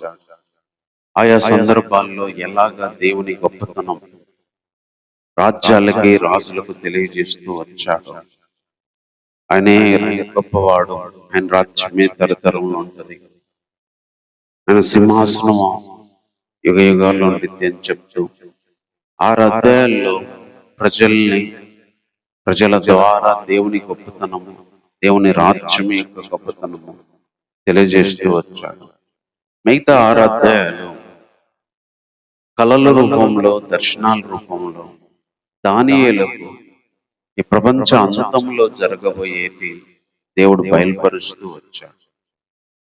7వ అధ్యాయం నుంచి 12వ అధ్యాయం వరకు ఏ రాజులు పరిపాలిస్తారు, ఆ రాజుల కాలంలో ఎలా ఉండింది, వాటి తర్వాత ఏ రాజ్యాలు వస్తాయి, ఆ రాజ్య కాలంలో ఎలా జరుగుతుంది, తర్వాత అంతం ఎప్పుడు వచ్చింది, పరిశుద్ధులు ఎలా తీర్పు తీర్చబడతారు, మరి తీర్పు తీర్చబడి కుళ్ళిపోయిన శవాలు మరి ఎలాగా చూస్తారు, అదే రక్షించబడి దేవుని సేవ చేసిన వాళ్ళు ఎలా వెలుగు వల్లే తేజరిల్లుతారు. ఈ రీతిగా 12వ అధ్యాయం వరకు ఏవైతే ప్రకటన గ్రంథంలో మరి దేవుడు యోహాను గారికి చూపించాడో అవన్నీ కూడా యేసుప్రభు పుట్టక ముందే, యేసుప్రభు ఇంకా ఈ లోకానికి రాకముందే కొన్ని వందల సంవత్సరాల కిందటే ఈ జంతువుల గురించి కానీ, ఈ రాజ్యాల గురించి కానీ, ఈ రాజ్యాల అంతాల గురించి కానీ, ఈ రాజ్య కాలంలో ఎలా జరగబోతుందని దానియేలుకు మరి దర్శనాల రూపంలో దేవుడు బయలుపరిచాడు. ఈ దర్శనాలు వచ్చినప్పుడు దానియేలు వీక్ అయిపోయాడు, దుఃఖాకాంతుడు అయిపోయాడు, చచ్చినోన్లాగా పడిపోయాడు. వీటి వల్ల మనసులో కలవరపడ్డాడు. కొన్ని భావాలు తెలిసి సంతోషించాడు, కొన్ని తెలియక వేదన పడ్డాడు. సో ఈ సగం అధ్యాయాలు దేవుని గొప్పతనాన్ని తెలియజేసడానికి రాయబడతాయి. మిగతా 6 అధ్యాయాల్లో ప్రపంచ అంతం వరకు, తీర్పు వరకు, పరిశుద్ధులు పరలోకంలో చేరి మరి అపవిత్రులు అగ్నిలో కాలేంత వరకు ఏ రాజుల పరిపాలన ఏ టైంలో ఎలా జరగబోతుంది అన్నీ మరి ఇందులో చెప్తూ వచ్చాడు. అందుకే దానియేలు గ్రంథం ఒక గొప్ప గ్రంథం. బైబిల్ దానియేలుకు దేవుడిచ్చిన దర్శనాలు చాలా గొప్పవి. ప్రకటన గ్రంథంలో ఏవైతే యోహాను గారికి బయలుపరిచాడో యేసుక్రీస్తు, అవన్నీ తండ్రి అయిన దేవుడు మరి ఎప్పుడో మరి దానియేలుకు బయలుపరిచాడు. దేవుడు ఎలాంటి వాడంటే ఒకటి జరిగినాక ఇందుకోసం జరిగిస్తున్నాను అని చెప్పేవాడు కాదు. ఆల్రెడీ ఆయన ఎప్పుడు ఈ భూమి ఆకాశము ఏమి సృష్టించకముందే ఆయన రాజ్యం ఏర్పాటు చేసుకున్నాడు. ఈ ఆకాశాలు, ఈ భూమి, మనుషులు ఎవ్వరు పుట్టకముందే క్రీస్తులో ఎప్పుడో ఏర్పాటు చేసుకున్నాడంట. మనం అంటే ఈ భూమి రాకపోయినా, ఈ మనుషులు రాకముందే, ఈ క్రీస్తు రాకముందే, అసలు పాపం లోకానికి రాకముందే దేవుని ఆలోచనలో దేవుని రాజ్యము, దేవుని పరిపాలన, దేవునితో ఉండే జీవితము అది ఎప్పుడో దేవుడికి తెలుసు. అందుకనే అవి వచ్చి జరగకముందే, యేసుప్రభు వచ్చి చనిపోకముందే, యేసుప్రభు వచ్చి ఎన్ని చెప్పకముందే దానియేలుకైతేమి, ఇంత ముందు ఉన్న ప్రవక్తలకైతేమి ఇవన్నీ జరగకముందే, కొత్త నిబంధన ఇంకా స్టార్ట్ అవ్వకముందే ఈ ప్రపంచ అంతం గురించి కూడా దేవుడు పాత నిబంధన గ్రంథంలో బయలుపరుస్తూ వచ్చాడు. అందులో దానియేలుకు చాలా డీటెయిల్ గా అన్ని కాలాలు, టయాలు, తీర్పులు, మరి పరిశుద్ధుల విషయంలో జరగబోయేటి అన్ని చెప్తూ వచ్చాడు. ఈ దానియేలు గ్రంథంలో ఇంకొక అద్భుతమైన విషయం ఏంటంటే, ఈ టయాలన్నీ అయిపోయిన తర్వాత, ఈ జంతువుల ప్రభుత్వాలు అన్ని అయిపోయిన తర్వాత 12వ వచనం, మిగిలిన జంతువుల ప్రభుత్వాలు తొలగిపోయాను, సమయం వచ్చే వరకు అవి సజీవుల మధ్య ఉండవలనని ఒక సమయము, ఒక కాలము వాటికి ఏర్పాటాయి. ఈ జంతువులన్నీ కూడా ఈ రాజ్యాన్ని పరిపాలించబోయే రాజులను సూచించాయి. ఈ రాజ్య పరిపాలన అంతా అవుతున్న టైంలో, ఎండయ్యే టైంలో మళ్ళీ దానియేలుకు దర్శనంలో ఒకటి కనిపించింది. రాత్రి కలిగిన దర్శనం నేను ఇంకా చూచుచుండగా ఆకాశ మేఘారుడై మనుష్య కుమారుడై పోలిన ఒకడు వచ్చి ఆ మహావృద్ధుడకు వాని సన్నిధిని ప్రవేశించి ఆయన సముఖమునకు తేబడే. ఇక్కడ రెండు మాటలు ఉపయోగించాడు. ఆకాశం మేఘారూఢుడై మనుష్య కుమారుడు. అసలు దానియేలు గ్రంథంలో మరి దానియేలు జీవించినప్పటికీ యేసు ప్రభు లేడు. యేసు ప్రభు ఇంకా పుట్టల. కొన్ని వందల సంవత్సరాలు డిఫరెన్స్ ఉంది. ఆయన మనుష్య కుమారుడుగా వస్తాడు అని, తర్వాత రెండో రాకడ గురించి కూడా ఆకాశ మేఘాల మీద ఆకాశ మేఘారూఢుడై, ఈ పదాన్ని యేసు ప్రభు రెండో రాకడ చెప్పే సందర్భంలో కొత్త నిబంధనలో రాయబడింది. ఆకాశ మేఘారూఢుడై వచ్చుట చూచి జనాలు రొమ్ముకుంటారని ప్రకటన గ్రంథంలో చెప్తాడు. ఆకాశ మేఘారుడు మనుష్య కుమారుడు అని చెప్పి వాడబడిన పదాలు మన కొత్త నిబంధన ప్రభు పుట్టాక, ప్రభు వెళ్ళిపోయిన తర్వాత రాశారు. కానీ దానియేలుకి ఇవన్నీ ఎప్పుడో, యేసుప్రభు ఇంకా ఈ భూమి మీదకి రాకముందే, యేసుప్రభు ఈ ప్రపంచంలోకి ఇంకా అడుగు పెట్టకముందే దానియేలుకు తెలియపరిచాడు. మనుష్య కుమారుడు వస్తాడు, ఆయన ఆకాశ మేఘారుడై మళ్ళీ దేవుని సింహాసనం దగ్గరికి వెళ్ళిపోతాడు. అంటే మనుష్య కుమారుడిగా పుట్టి అందరిని రక్షించి మళ్ళీ రెండవ రాకడలో అందరిని తీసుకొని ఆ మహావృద్ధుడైన వాని సింహాసనం దగ్గరికి వెళ్తాడు. వెళ్ళిన తర్వాత సకల జనులు, రాష్ట్రాలు, ఆయా భాషలు మాట్లాడేవారు ఆయన్ను సేవించినట్లు ప్రభుత్వమును, మహిమయు, ఆధిపత్యము ఆయనకి ఇయ్యబడెను. ఆయన ప్రభుత్వం శాశ్వతమైంది, అదన్నటికి తొలగిపోదు. ఆయన రాజ్యం ఎప్పుడు లయము కాదు. కొన్ని వందల సంవత్సరాల కిందటే యేసు ప్రభు వస్తాడు మనుష్య కుమారుడుగా. మళ్ళీ ఆయనే ఆకాశం మేఘారూఢుడై వస్తాడు. ఇదంతా జరిగిన తర్వాత రాజ్యము, ప్రభుత్వము, మహిమ, ఆధిపత్యము ఆయనకి ఇవ్వబడింది. ఆయా జనులు, సకల జనులు, రాష్ట్రాల వాళ్ళందరూ ఆయన సేవిస్తారు. ఆయన రాజ్యం లయము కాదు అని చెప్పి ఒక 2 వచనాల్లోనే కొన్ని వేల సంవత్సరాల చరిత్రను దేవుడు రాయించాడు. ఈ వచనానికి, దానియేలుకు బయలుపరిచిన ఈ దర్శనానికి ప్రభు పుట్టిన తర్వాత ప్రభు రాకడకి, ఈ దర్శనానికి, ప్రభు రాకడ వచ్చి వెళ్ళిపోయిన తర్వాత ఆయన రాజ్యం స్థాపించబడడానికి, ఆయన ప్రభుత్వం రావడానికి కొన్ని వేల సంవత్సరాలు చరిత్ర ఇందులో రాయబడింది. ఆయన మనిషి కుమారుడుగా వచ్చి తర్వాత ఆకాశ మేఘారుడుగా దేవుని సన్నిధిలో ప్రవేశించి సమస్త మనుషుల మీద అధికారం ఆయన సేవించేటట్లు రాజ్యం, ప్రభుత్వం, అధికారం ఆయనకి ఇవ్వబడింది. ఆయన రాజ్యం శాశ్వతంగా ఉండబోతుంది, ఆయన ప్రభుత్వం శాశ్వతంగా ఉండబోతుంది. అంటే దేవుడు ఎంత గొప్పవాడో ఇక్కడ మనకి ఇంకా స్పష్టంగా అర్థమవుతుంది. దేవుడు ఈ రాజ్యము, దేవునితో ఉండే జీవితం గురించి అప్పటికప్పుడు అనుకున్నది కాదు, అప్పటికప్పుడు సృష్టించింది కాదు. ప్రభు ఆలోచనలు ఎప్పుడో ఉంది. కొన్ని వేల సంవత్సరాల చరిత్ర ఆయన కళ్ళ ముందు కనిపిస్తుంది. మనకు రేపు ఏం జరిగిందో తెలియదు, సంవత్సరం తర్వాత మన లైఫ్ లో మనం ఎలా ఉంటామో తెలియదు.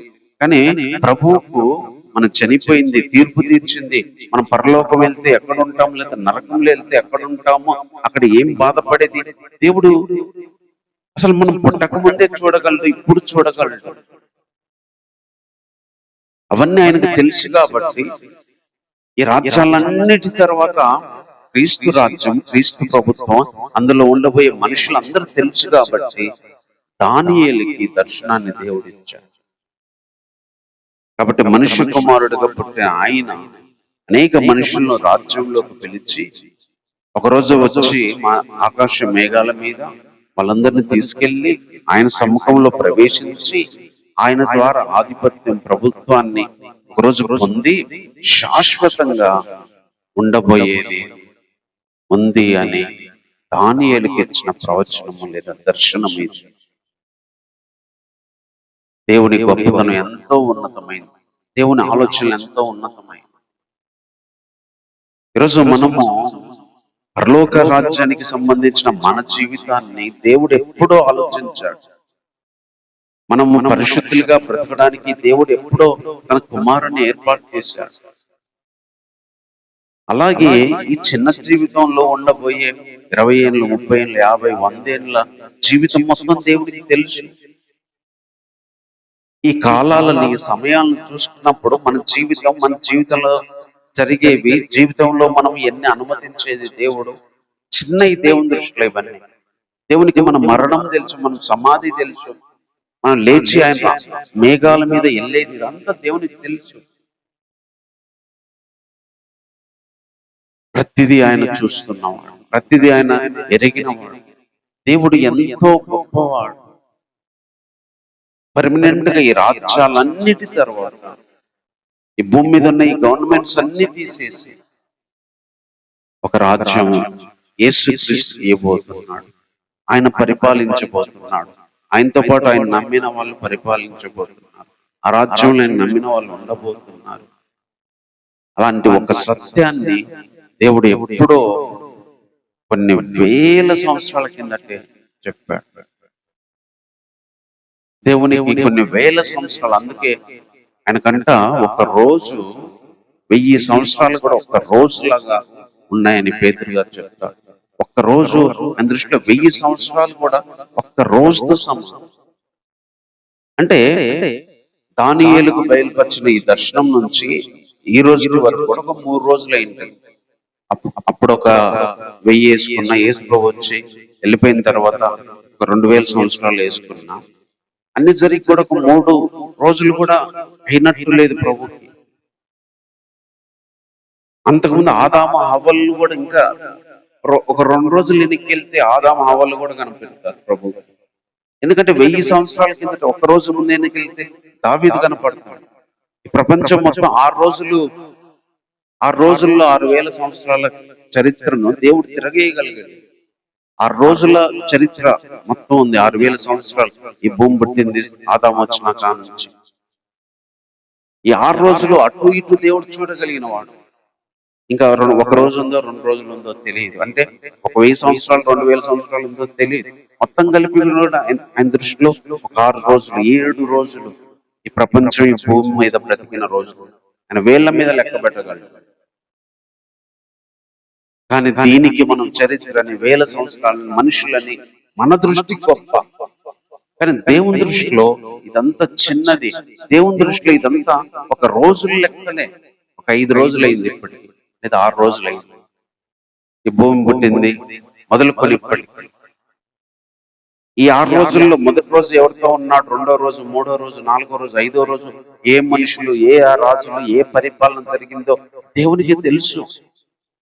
ఎంతో ఉన్నతుడు ఆయన. అందుకని ఆయన గొప్పతనాన్ని, ఆయన శక్తిని మనం ఆలోచన చేసినప్పుడు దేవుని యొక్క ఆలోచనలు ఎంతో గొప్పవి.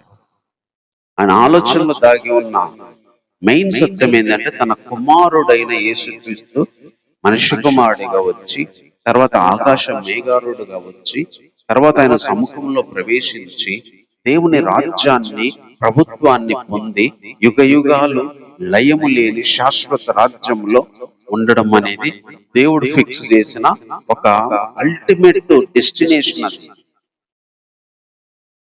అంతిమ స్థానం. అది అక్కడికి వెళ్ళి ఆగిద్ది ఈ భూమి, మనుషుల చరిత్ర మొత్తం దేవుని రాజ్యానికి, మనుష్య కుమారుడైన యేసుక్రీస్తు యొక్క రాజ్యం పొందే వరకు వెళ్ళి ఆగింది. అదే ఇక్కడ దేవుడు చెప్తున్నాడు, ఆయన రాజ్యం ఎప్పుడు లయము. సో మనిషి కుమారుడు వచ్చి దానియేలుకు బయలుపరిచేటప్పుడు మనిషి కుమారుడు ఇంకా రాలేదు. దానియేలు తర్వాత కొన్ని 100 సంవత్సరాల తర్వాత పుట్టాడు. ఇప్పుడు ఆకాశ మేఘారుడు రాలే, 2000 సంవత్సరాలు అయింది. ఇంకెప్పుడు వస్తాడో తెలియదు. ఇప్పుడు మనం పుట్టిన టైంలో ఉన్నాం.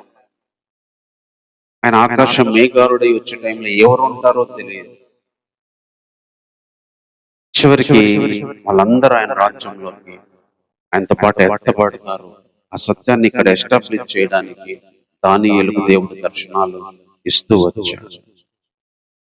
తర్వాత చూడండి, ఈ దర్శనాలన్నీ ఆయన కలవరపరిస్తే దేహంలోనంట మనోదుఃఖం కలిగిన వాడయ్యాడు. చాలా బాధ పెడతాయి దర్శనాలు. కొన్ని కళలు చిన్న చిన్న కళలే మనల్ని ఏడిపిస్తాయి. అలాంటి ఇంత గొప్ప దర్శనాలు దానియేలు పొందినప్పుడు మనోదుఖము, ఏడుపు, బాధ వచ్చిందంట. అప్పుడు దగ్గరలో ఉన్న ఒక దగ్గరికి పోయి ఇందును కూర్చున్న నిజమంతా నాకు చెప్పమని అడిగితే ఆ భావాన్ని అతను చెప్తున్నాడంట. ఎట్లనగా, ఈ మహాజంతువులు నాలుగై ఉండి లోకమందు ప్రభుత్వాన్ని చేయబో నలుగురు రాజులను సూచించుతున్నవి. అయితే మహోన్నతుని పరిశుద్ధులే రాజ్యాధికారం పొందుదురు. వారు యుగయుగములు యుగాంతముల వరకు రాజ్యమేలు.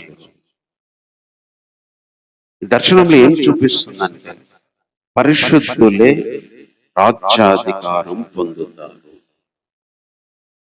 ఈ నాలుగు జీవులు కూడా నాలుగు గొప్ప రాజుల ప్రభుత్వాలను చూపిస్తున్నాయి. ఈ లోకంలో గొప్ప ప్రభుత్వాలు పరిపాలించినా కూడా ఫైనల్ గా వచ్చేసి పరిశుద్ధులు, మహోన్నతుడైన దేవుని పరిశుద్ధులే రాజ్యాధికారాన్ని పొందుతారు. వారు యుగ యుగముల నుండి యుగముల అంతం వరకు రాజ్యాన్ని ఏలుతారు. ఇక్కడ దానియేలుకు దేవుడు చూపించిన మరో అద్భుతమైన విషయం ఏంటంటే దేవుని పరిశుద్ధులకి ఈ రాజ్యం చెందింది. దేవుని పరిశుద్ధులు రాజ్యాన్ని నొందుతారు, పొందుతారు. They will receive the Kingdom of God. దేవుని రాజ్యాన్ని వాళ్ళు పొందుతారు, స్వీకరిస్తారు, తీసుకుంటారు. ఈ భూమి మీద ఉన్న రాజ్యాలు ఎన్ని పోయిన తర్వాత పరిశుద్ధులకు రాజ్యం వస్తుంది. వాళ్ళు యుగ యుగాలు యుగాంతముల వరకు కూడా ఏలుతారు. కాబట్టి ఇందులో దానియేలుకు బయలుపరిచింది ఏంటంటే యేసుక్రీస్తుకు రాజ్యం రాబోతుంది, యేసుక్రీస్తు రాబోతుండు, ఆయన మేఘారుడుగా రాబోతుండు అనేది ఒకటి కన్ఫర్మ్ చేశాడు. తర్వాత ఇక రెండో విషయం చెప్తున్నంటే పరిశుద్ధులకు రాజ్యం పొందుతారు, పరిశుద్ధులు యుగ యుగాలు యుగాంతములు ఏలుతారు. ఈ రాజ్యాల తర్వాత వాళ్ళు ఏలుతారు, ఈ రాజ్యాల తర్వాత వాళ్ళు పరిపాలిస్తారు. కాబట్టి విశ్వాసులకు ఉన్న ధైర్యం ఏది? దేవుడు మనల్ని ఏర్పాటు చేసుకోవడంలో ఉన్న అత్యున్నత సంకల్పం ఏంటంటే ఈ రాజ్యాలన్నిటి తర్వాత దేవుని రాజ్యం పొందమని. అందుకని యేసుప్రభువు కూడా చెప్పిన మాట అదే, మొదట దేవుని రాజ్యమును ఆయన నీతిని వెతకండి. దేవుని రాజ్యము సమీపించింది. యేసుప్రభు టీచింగ్స్ లో, యేసుప్రభు బోధనలో ఆయన రాజ్యం గురించి చెప్పడంలో ఉన్న ఉద్దేశం అదే. ఫస్ట్ ప్రిఫరెన్స్ దేవుని రాజ్యాన్ని వెతకండి, అవన్నీ మీకు ఇస్తాడు. ఈ లోకానికి సంబంధించిన ప్రతి అక్కర మీకు తీర్చబడుతుంది అన్నాడు. ఈ లోకపు జనులు ఈ లోకంలో ఉన్న వాటి గురించి ఆలోచిస్తారు, మీరైతే మొదట ఆయన రాజ్యాన్ని ఎత్తుకున్నాడు. ఆయన నీతిని రెండో ప్లేస్ లో పెట్టాడు. మొదట ఆయన రాజ్యాన్ని, నీతి. రాజ్యంలోకి వెళ్ళాలంటే నీతి కావాలి, కాబట్టి ఆ నీతిని ఎత్తుకోమన్నాడు. కాబట్టి పరిశుద్ధులు ఒకరోజు రాజ్యం పొందుతారు, పరిశుద్ధులు యుగ యుగాలు ఏలుతారు. అందులో మనం ఉండాలి అని దేవుని అత్యున్నతమైన ఆలోచన, సంకల్పము ఎప్పుడో కొన్ని వందల సంవత్సరాల కిందటే దానియేలు దర్శనంలో ఈ విషయాన్ని తెలియజేస్తూ వచ్చాడు. తర్వాత ఇంకొక మాట ఇక్కడ చెప్తున్నాడు 19వ వచనం కానుంచి, ఇనుపదంతములు ఇత్తడి గోళ్లు గల 4వ జంతువు సంగతి ఏమైందని నేను తెలుసుకొని కోరుకుని, అది ఎన్నటికి భిన్న ముఖం గల భయంకరముదై సమస్తమును పగలగొట్టుచు మృంగుచు మిగిలిన దాని కాళ్ళ కింద అనగదొక్కుచుండెను. మరియు దాని తలపైనున్న 10 కొమ్ముల సంగతి, వాటి మధ్య నుండి పెరిగి 3 కొమ్ములను కొట్టివేసి కన్నులను గర్వం గల మాట్లాడు నోరు గల ఆ వేరు కొమ్ము సంగతి, అనగా దాని కడమ కొమ్ముల కంటే బలం కలిగి ఆ కొమ్ముల సంగతి విచారించి తిని, ఈ కొమ్ము పరిశుద్ధులతో యుద్ధము చేయొచ్చు, వారిని గెలుచునదాయను. ఈ 4 రాజ్యాల తర్వాత ఇంకొక రాజ్యం వస్తుందంట. ఆ రాజ్యము భిన్నంగా ఉండిద్దంట. ఆ రాజ్యం అన్ని అనగదొక్కుతా ఉంటుందంట. ఆ రాజ్యంలో 10 కొమ్ములు అంటే 10 రాజులు వస్తారు. ఆ 10 కొమ్ముల 3 కొమ్ములు పోయి ఇంకొక కన్ను వచ్చేది. ఆ కొమ్ము గర్వంగా మాట్లాడింది. ఆ టైంలో ఏం జరిగిందంటే, ఈ కొమ్ము పరిశుద్ధులతో యుద్ధము చేయొచ్చు, వారిని గెలుచున్నది ఆయన. ఇంకొక విషయాన్ని ఇక్కడ దానియేలుకి ఏం దేవుడు చెప్తున్నాడంటే, యేసుక్రీస్తుకు రాజ్యం వస్తుంది, రాజ్యం వస్తుంది, పరిశుద్ధులు రాజ్యం పొందుతారు. తర్వాత ఇంకేం చెప్తున్నాడంటే ఇక్కడ మూడో విషయం, ఒక రాజు టైంలో పరిశుద్ధులతో యుద్ధం చేయడానికి ఒక కొమ్ము లేస్తుంది, లేచి వారిని గెలిచింది. దేవుని రాజ్యాన్ని పొందే ముందు, దేవుని రాజ్యానికి వెళ్ళక ముందు, ఈ రాజ్య పరిపాలనలో ఈ 4 రాజుల తర్వాత మళ్ళీ 10 కొమ్ములు కలిగిన రాజ్యాలు రావడం, ఆ 10 కొమ్ముల తర్వాత మళ్ళీ ఇంకొక రాజ్యం రావడం. ఈ టైంలో ఏం జరిగిద్దంటే, పరిశుద్ధములతో యుద్ధం జరగబోతుంది, పరిశుద్ధులను గెలిచే శక్తి ఆ కొమ్మకి ఇవ్వబడుతుంది. కాబట్టి ఇక్కడ ఏం చెప్తున్నారంటే, పరిశుద్ధులతో యుద్ధము చేయబోయే ఒక రాజు రాబోతున్నాడు, పరిశుద్ధులను గెలబోయే ఒక రాజు, పరిశుద్ధులను బాధ పెట్టే రాజు, పరిశుద్ధులను చంపే రాజు, పరిశుద్ధులను హింస పెట్టే రాజు పరిపాలన రాబోతుంది. అయితే ఆ మహావృద్ధుడు వచ్చి మహోన్నతుని పరిశుద్ధుల విషయంలో తీర్పు తీర్చే వరకు అలాగ జరుగును, గాని సమయం వచ్చినప్పుడు ఆ పరిశుద్ధుల రాజ్యాన్ని ఏలుదురు అనే సంగతి నేను గ్రహించి తిని. అంటే ఆ మహోన్నతుని పరిశుద్ధుని విషయంలో తీర్పు జరిగే వరకు ఇలాగ జరిగిందంట. ఎలా అంటే, పరిశుద్ధులను యుద్ధం చేసి గెలవగలిగే శక్తి. అందుకనే పరిశుద్ధులు చంపబడుతున్నా, పరిశుద్ధులను హతం చేస్తున్నా, పరిశుద్ధులతో గెలుస్తున్నా, పరిశుద్ధులు హింసిస్తున్నా, పరిశుద్ధులు ఓడిపోయి పరిశుద్ధులతో యుద్ధం చేసి గెలవగలిగిన రాజ్య పరిపాలన కూడా పరిశుద్ధులు ఉంటారు. తీర్పు జరిగే వరకు కూడా ఇది జరిగిద్ది. కానీ సమయం వచ్చినప్పుడు మాత్రం మళ్ళీ పరిశుద్ధులకు రాజ్యం వచ్చింది, వాళ్ళు ఏలుతారు అన్నారు. ఇక్కడ ఏలుతారు, ఫస్ట్ ఏమో పొందుతారని చెప్పాడు, ఇక్కడ ఏలుతారని చెప్పాడు. ఏలేంత వరకు కూడా యుద్ధాలు చేయడానికి, యుద్ధాలతో పోరాడడానికి, ఆ యుద్ధంలో కొంతమంది పరిశుద్ధులు చచ్చిపోవడానికి ఒక సమయము, ఒక రాజ్య పరిపాలన ఉందని చెప్పి దానియేలుకు చెప్తూ వచ్చాడు. అందుకనే సాతాను తనకున్న శక్తిని, తనకున్న టయాన్ని వినియోగించి పరిశుద్ధులతో యుద్ధం చేస్తా ఉన్నాడు. పరిశుద్ధులను గెలవడానికి అనేక విధమైన పరిస్థితులు, శోధనలను రప్పిస్తా ఉంటాడు. ఇది దేవుని తీర్పు జరిగే వరకు కూడా పరిశుద్ధులు బాధపడతారు, చంపబడతా ఉంటారు, పరిశుద్ధులు ఓడిపోతా ఉంటారు. తీర్పు తీర్చి దేవుని రాజ్యము ఏలేంత వరకు కూడా పరిశుద్ధులను గెలిచి యుద్ధం చేయగలిగే శక్తి సాతాను శక్తులకి, లేదా సాతాను పరిపాలించే రాజులకి ఈ లోకానికి దేవుడు ఇచ్చాడు. దేవుడు అనుమతి ఇచ్చాడు. అందుకే వాళ్ళు గర్వంగా మాట్లాడుతుంది, అనగదొక్కితే ఆ కొమ్ము కలిగిన ఆ జంతువు అని చెప్పి ఈ వచనాల్లో చెప్తూ ఉన్నాడు. అంటే పరిశుద్ధులు యుద్ధం చేస్తూ బ్రతకాల్సిన రోజుల్లో ఉండాల్సి వచ్చింది, అది తీర్పు జరిగేవారు. అందుకనే హతసాక్షులైన ఆత్మలు ప్రజ్ఞా గ్రంథంలో మొరపెడతాయి, నాదా ఎందాక నువ్వు తీర్పు తీర్చక ఉండవు అని. అంటే దేవుడు తీర్పు తీర్చేంత వరకు పరిశుద్ధులు ఏలడానికి సమయం ఇంకా రాదు.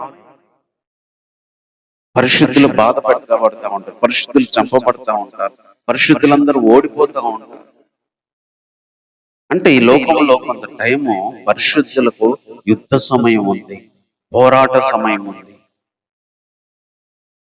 అదే ఇక్కడ దానియేలు కొన్ని వందల సంవత్సరాల కిందటి చెప్తూ వచ్చాడు. కానీ ఆ టైం తర్వాత, ఆ యుద్ధ టైం తర్వాత, ఆ సమయం వచ్చిన తర్వాత పరిశుద్ధులు మళ్ళీ ఏలుతారనే సంగతి నేను గ్రహించాను. ఆ టైం అయిపోయిన తర్వాత ఏలుతారు. అలాగే పరిశుద్ధుల జీవితాల్లో కొన్ని శ్రమలు, పోరాటాలు, చావుల తర్వాత కూడా దేవుని రాజ్యాన్ని పొందుతారు.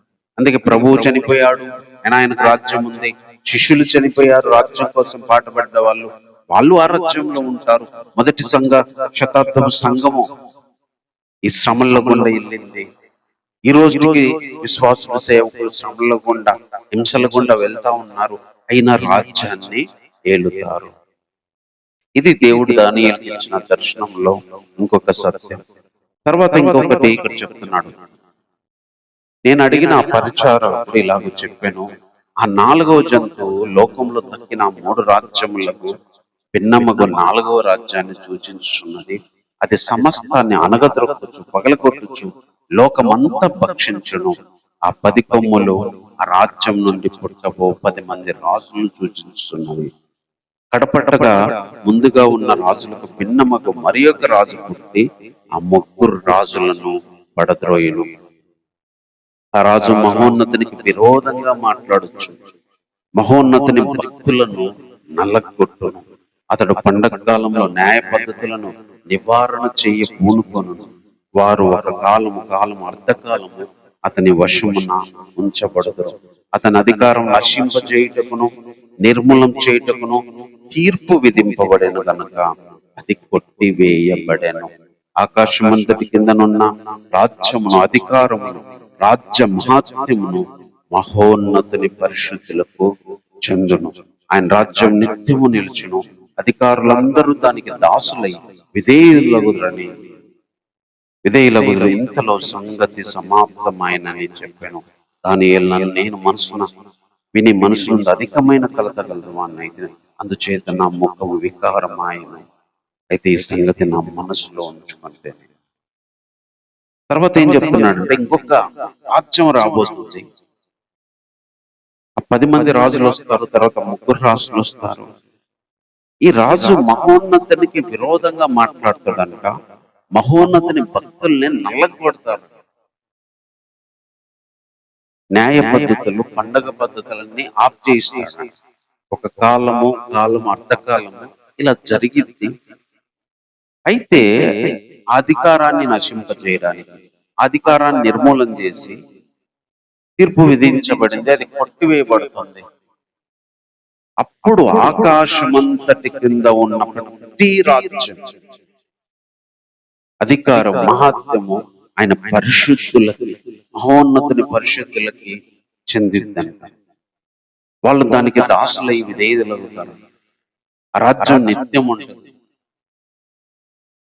ఇవి వచ్చినప్పుడు దానియేలుకి కలత, వికారము, మనసులో వేదన పడ్డాడు. అంటే శ్రమలు, మరి పోరాటాలు, నలగొట్టబడ్డాలు ఇవన్నీ వస్తున్నాయి. డైరెక్ట్ దేవుని రాజ్యంలోకి వెళ్ళి హాయిగా ఉండట్లేదు. ఈ రాజుల పరిపాలన టైంలో సంఘాన్ని, భక్తులని నలగొట్టి హింసించి పరిశుద్ధులైన దేవునికి విరోధంగా మాట్లాడతారంట. దేవుణ్ణే లెక్క చేయరంట, దేవుని భక్తులను నలగొడతారంట. అలాంటి దాని గుండా కూడా సంఘం ఒక రోజు వెళ్ళాలి. దేవునికి విరోధంగా మాట్లాడే రోజు, భక్తులను నల్లగొట్టే రోజుల గుండా, ఆ పరిపాలన గుండా కూడా సంఘం వెళ్ళాలి. అందుకే పరిశుద్ధులుగా పిలువబడిన ప్రతి ఒక్కరికి ఇలాంటి వాటి గుండా వెళ్ళడానికి దేవుడు ఏర్పాటు చేశాడు. అందుకే దేవుని నమ్ముకున్న వాళ్ళు హాయిగా, హ్యాపీగా ఉండరు. మొదటి శతాబ్దం నుంచి ఇప్పటి వరకు కూడా శ్రమల గుండా, చావుల గుండా, నలగొట్టుకుంటా, చంపుకుంటా వెళ్తా ఉంటాం. అల్టిమేట్ గా ఏంటంటే ఆ ఆకాశం మొత్తం కింద ఉన్న రాజ్యం, ఆధిపత్యం పరిశుద్ధులకు, మహోన్నతుని పరిశుద్ధులకి చెందింది. అంటే మొదటిది ఏం చెప్పాడు? అధికారం, రాజ్యాన్ని పొందుతారు, రాజ్యంలో ఏలుతారు. చివరికి వచ్చేసరికి రాజ్యం మొత్తం కూడా పరిశుద్ధులకే చెందింది, వాళ్ళకే అయిపోయింది, వాళ్ళ కంట్రోల్లోకి వచ్చింది.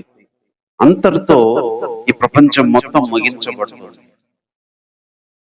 ఈ అధ్యాయంలో దేవుడు దానియేలుకు బయలుపరిచిన ఒక గొప్ప సత్యాలు, దేవుని రాజ్యానికి సంబంధించి, పరలోకానికి సంబంధించి, ఈ దినముల అంతములో ఈ పరిపాలన చేయబోయే రాజులు 10 మంది రాజులు, 3 రాజులు, ఈ పరిపాలన మొత్తం అయిపోయిన తర్వాత పరిశుద్ధులు శ్రమలు, బాధలు గుండా, యుద్ధాలు గుండా, నలగొట్టబడిన దాని గుండా వెళ్ళిన తర్వాత చివరిగా రాజ్యము మహోన్నతిని పరిశుద్ధులకే చెందుద్ది. యుద్ధాల తర్వాత చనిపోయిన తర్వాత కూడా తీర్పు తీర్చాక వాళ్ళు ఏలుతారు. ఈ రాజ్యాలు 4 తర్వాత రాజ్యాన్ని పొందుతారు. అందుకే యేసుప్రభు నుంచే దేవుని రాజ్యం సమీపించబడింది, అక్కడ పొందుతున్నాం. అందుకే ఆయనతో పాటు సహిస్తే ఆయనతో పాటు ఏల్తామన్నాడు. యేసుప్రభు సహించాడు, ఈరోజు ఏలే అర్హత పొందాడు. సంఘం కూడా యుద్ధాల్లో గెలిస్తే ఆయనతో పాటు ఏలే అర్హత వచ్చింది. నలగొట్టబడుతున్నప్పుడు, మరి విరగొడుతున్నప్పుడు మనం ఓర్చుకుంటే, అందుకే పరిశుద్ధుల ఓర్పు ఇందులో కనిపిస్తుందని ప్రకటన గ్రంథంలో చెప్తాడు. అప్పుడు మనం ఓర్చుకున్నప్పుడు, నలగొట్టబడుతున్న పరిస్థితులు ఉన్నప్పుడు చివరికి దేవుని రాజ్యం వాళ్ళదవుతుంది. మహోన్నతుడైన దేవుడు, మనుష్య కుమారుడైన దేవుడు, ఆకాశ మేఘారుడుగా వచ్చిన ఆయనే దేవుని సముఖంలోకి వెళ్ళి ఈ రాజ్యాన్ని, ఆధిపత్యాన్ని పొందుతాడు. ఈ విషయాలన్నీ కొన్ని వందల వేల సంవత్సరాల కిందటే, కొత్త నిబంధనలకు వచ్చి అన్ని తెలియజేయబడక ముందే, ఇన్ని వివరాలుగా రాకముందే దేవుడు దానియేలుకి ఎప్పుడో బయలుపరిచాడు. అందుకని 6 అధ్యాయాల్లో దేవుని గొప్పతనాన్ని తెలియజేస్తే, 6 అధ్యాయాలు ఆయన రాజ్యం, పరలోకం, తీర్పు, జరగబోయే పరిపాలనలు ఇవన్నీ చెప్పుకుంటూ వచ్చాడు. ఈరోజు కూడా దేవుని రాజ్యం ఉంది, దేవుని రాజ్యం పొందుతాము, దేవుని రాజ్యంలో ఏలుతాము, దేవుని రాజ్యం మనకి చెందింది. అది ఇవ్వడానికి యేసు మనిషి కుమారుడుగా వచ్చాడు, ఆకాశం మేఘారుడుగా రాబోతున్నాడు, ఈరోజు దేవుని సముఖంలోనే ప్రవేశించబోతున్నాడు అనే విషయాన్ని, అసలు ఏమీ కొత్త నిబంధన జరగకపోయిన టైంలోనే దేవుడు దానియేలు కొన్ని వందల సంవత్సరాల కిందటే బయలుపరుస్తూ వచ్చాడు. కాబట్టి మాటలను బట్టి ప్రార్థన చేసుకున్నాం. ఈరోజు దేవుడు అంత గొప్ప ఆలోచనని, అంత గొప్ప ఏర్పాటుని, అంత గొప్ప సంకల్పాన్ని దేవుడు ఎప్పుడో కలిగి ఉన్నాడు. అందుకే ఆయన ఎప్పుడున్నాడో తెలియదు, ఆయన ఆలోచనలు ఎప్పుడో తెలియదు, ఏమి జరగకపోయినా ఆయనకు అన్ని తెలుసు. ఆయన చెప్పగలడు, చేయగలడు. మనకు జరిగిందే తెలుసు, జరగబోయేది అంతా ఆయనకు తెలుసు. ఎవరెవరు లాస్ట్ రాజు పరిపాలన ఆయనకు తెలుసు. పరిశుద్ధులకు ఏం జరగబోతుందో తెలుసు. చివరికి పరిశుద్ధులకు రాజ్యం ఎలా పొందుతారు, రాజ్యంలో ఎలా ఏలుతారు, చివరికి పరిశుద్ధులకే రాజ్యం మొత్తం చెందింది.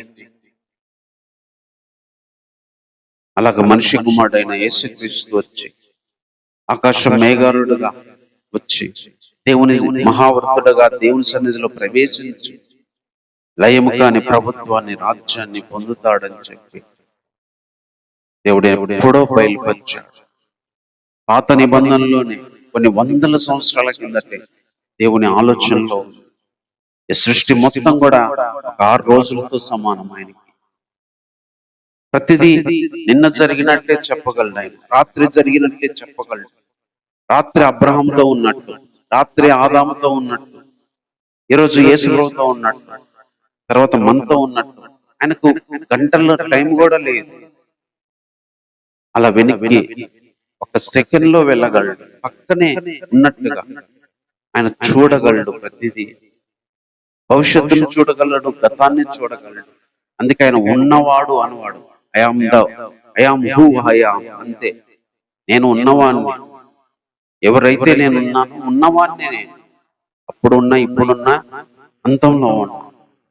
అందుకే ఆయనకు అంతా తెలుసు. ఆయనకు తెలిసింది ఏంటంటే ఆయన రాజ్యం మనం పొందాలి, మహోన్నతిని పరిశుద్ధులు పొందాలి, మహోని పరిశుద్ధులు ఏలాలి, మహోని పరిశుద్ధులకే అది చెందాలి. ఈరోజు మనం కూడా అలాంటి జీవితాన్ని ఆ రాజ్యంలో పొందడానికి దేవుడి విషయాలన్నీ గుర్తు చేస్తూ వచ్చాడు. అందుకే దేవుడు ఇలాంటి శక్తి, ఇలాంటి మాట్లాడేవాడు, ఇలాగ ముందే చెప్పేవాడు, ఇలాగ సమస్తాన్ని అసలు జరగకముందే కొన్ని వేల చరిత్రను ముందు ఎరిగిన వాడు, బయలుపరిచేవాడు, చూపించేవాడు. ఈరోజు మనకున్నాడు అంత గొప్ప దేవుడు, దానియేలు దేవుడు. ఈరోజు మనం కూడా నమ్మిన దేవుడు, మనం వినడానికి వచ్చిన దేవుడు. రాజ్యం పొందాలి, రాజ్యంలో ఏలాలి, రాజ్యమే మనకే చెందాలి. ఇదే దేవుని ఆశ.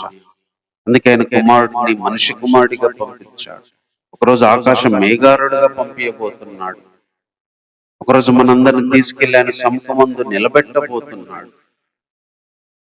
దాని కొరకు మనం సిద్ధపడాలి. ప్రేమ కలిగిన తండ్రి, నీకు వందనాలు చెల్లిస్తున్నాం. ఇంతవరకు కొన్ని మాటల విషయాలు తెలియజేస్తూ వచ్చినందుకే వందనాలు ప్రభా. దానియేలు గ్రంథం ఒక అద్భుతమైన గ్రంథం ప్రభా. భూత భవిష్యత్ వర్తమాన కాలాల్లో జరిగే ప్రతిదీ బయలుపరుస్తూ వచ్చారు. You are the supreme God. అత్యున్నత సింహాసనం మీద కూర్చున్న దేవుడు, పరిశుద్ధుడివి, తీర్పు తీర్చే దేవుడు. ఈ రాజ్యాల తర్వాత నీ రాజ్యాన్ని స్థాపించబోయే ఒక ఉన్నతమైన దేవుడి ప్రభు. ఎంత గొప్ప దేవుడో నాయన. అందుని బట్టి నేను హృదయపూర్వకంగా వందనాలు చెల్లిస్తున్నాను. నీ శక్తిని బట్టి వందనాలు ప్రభు.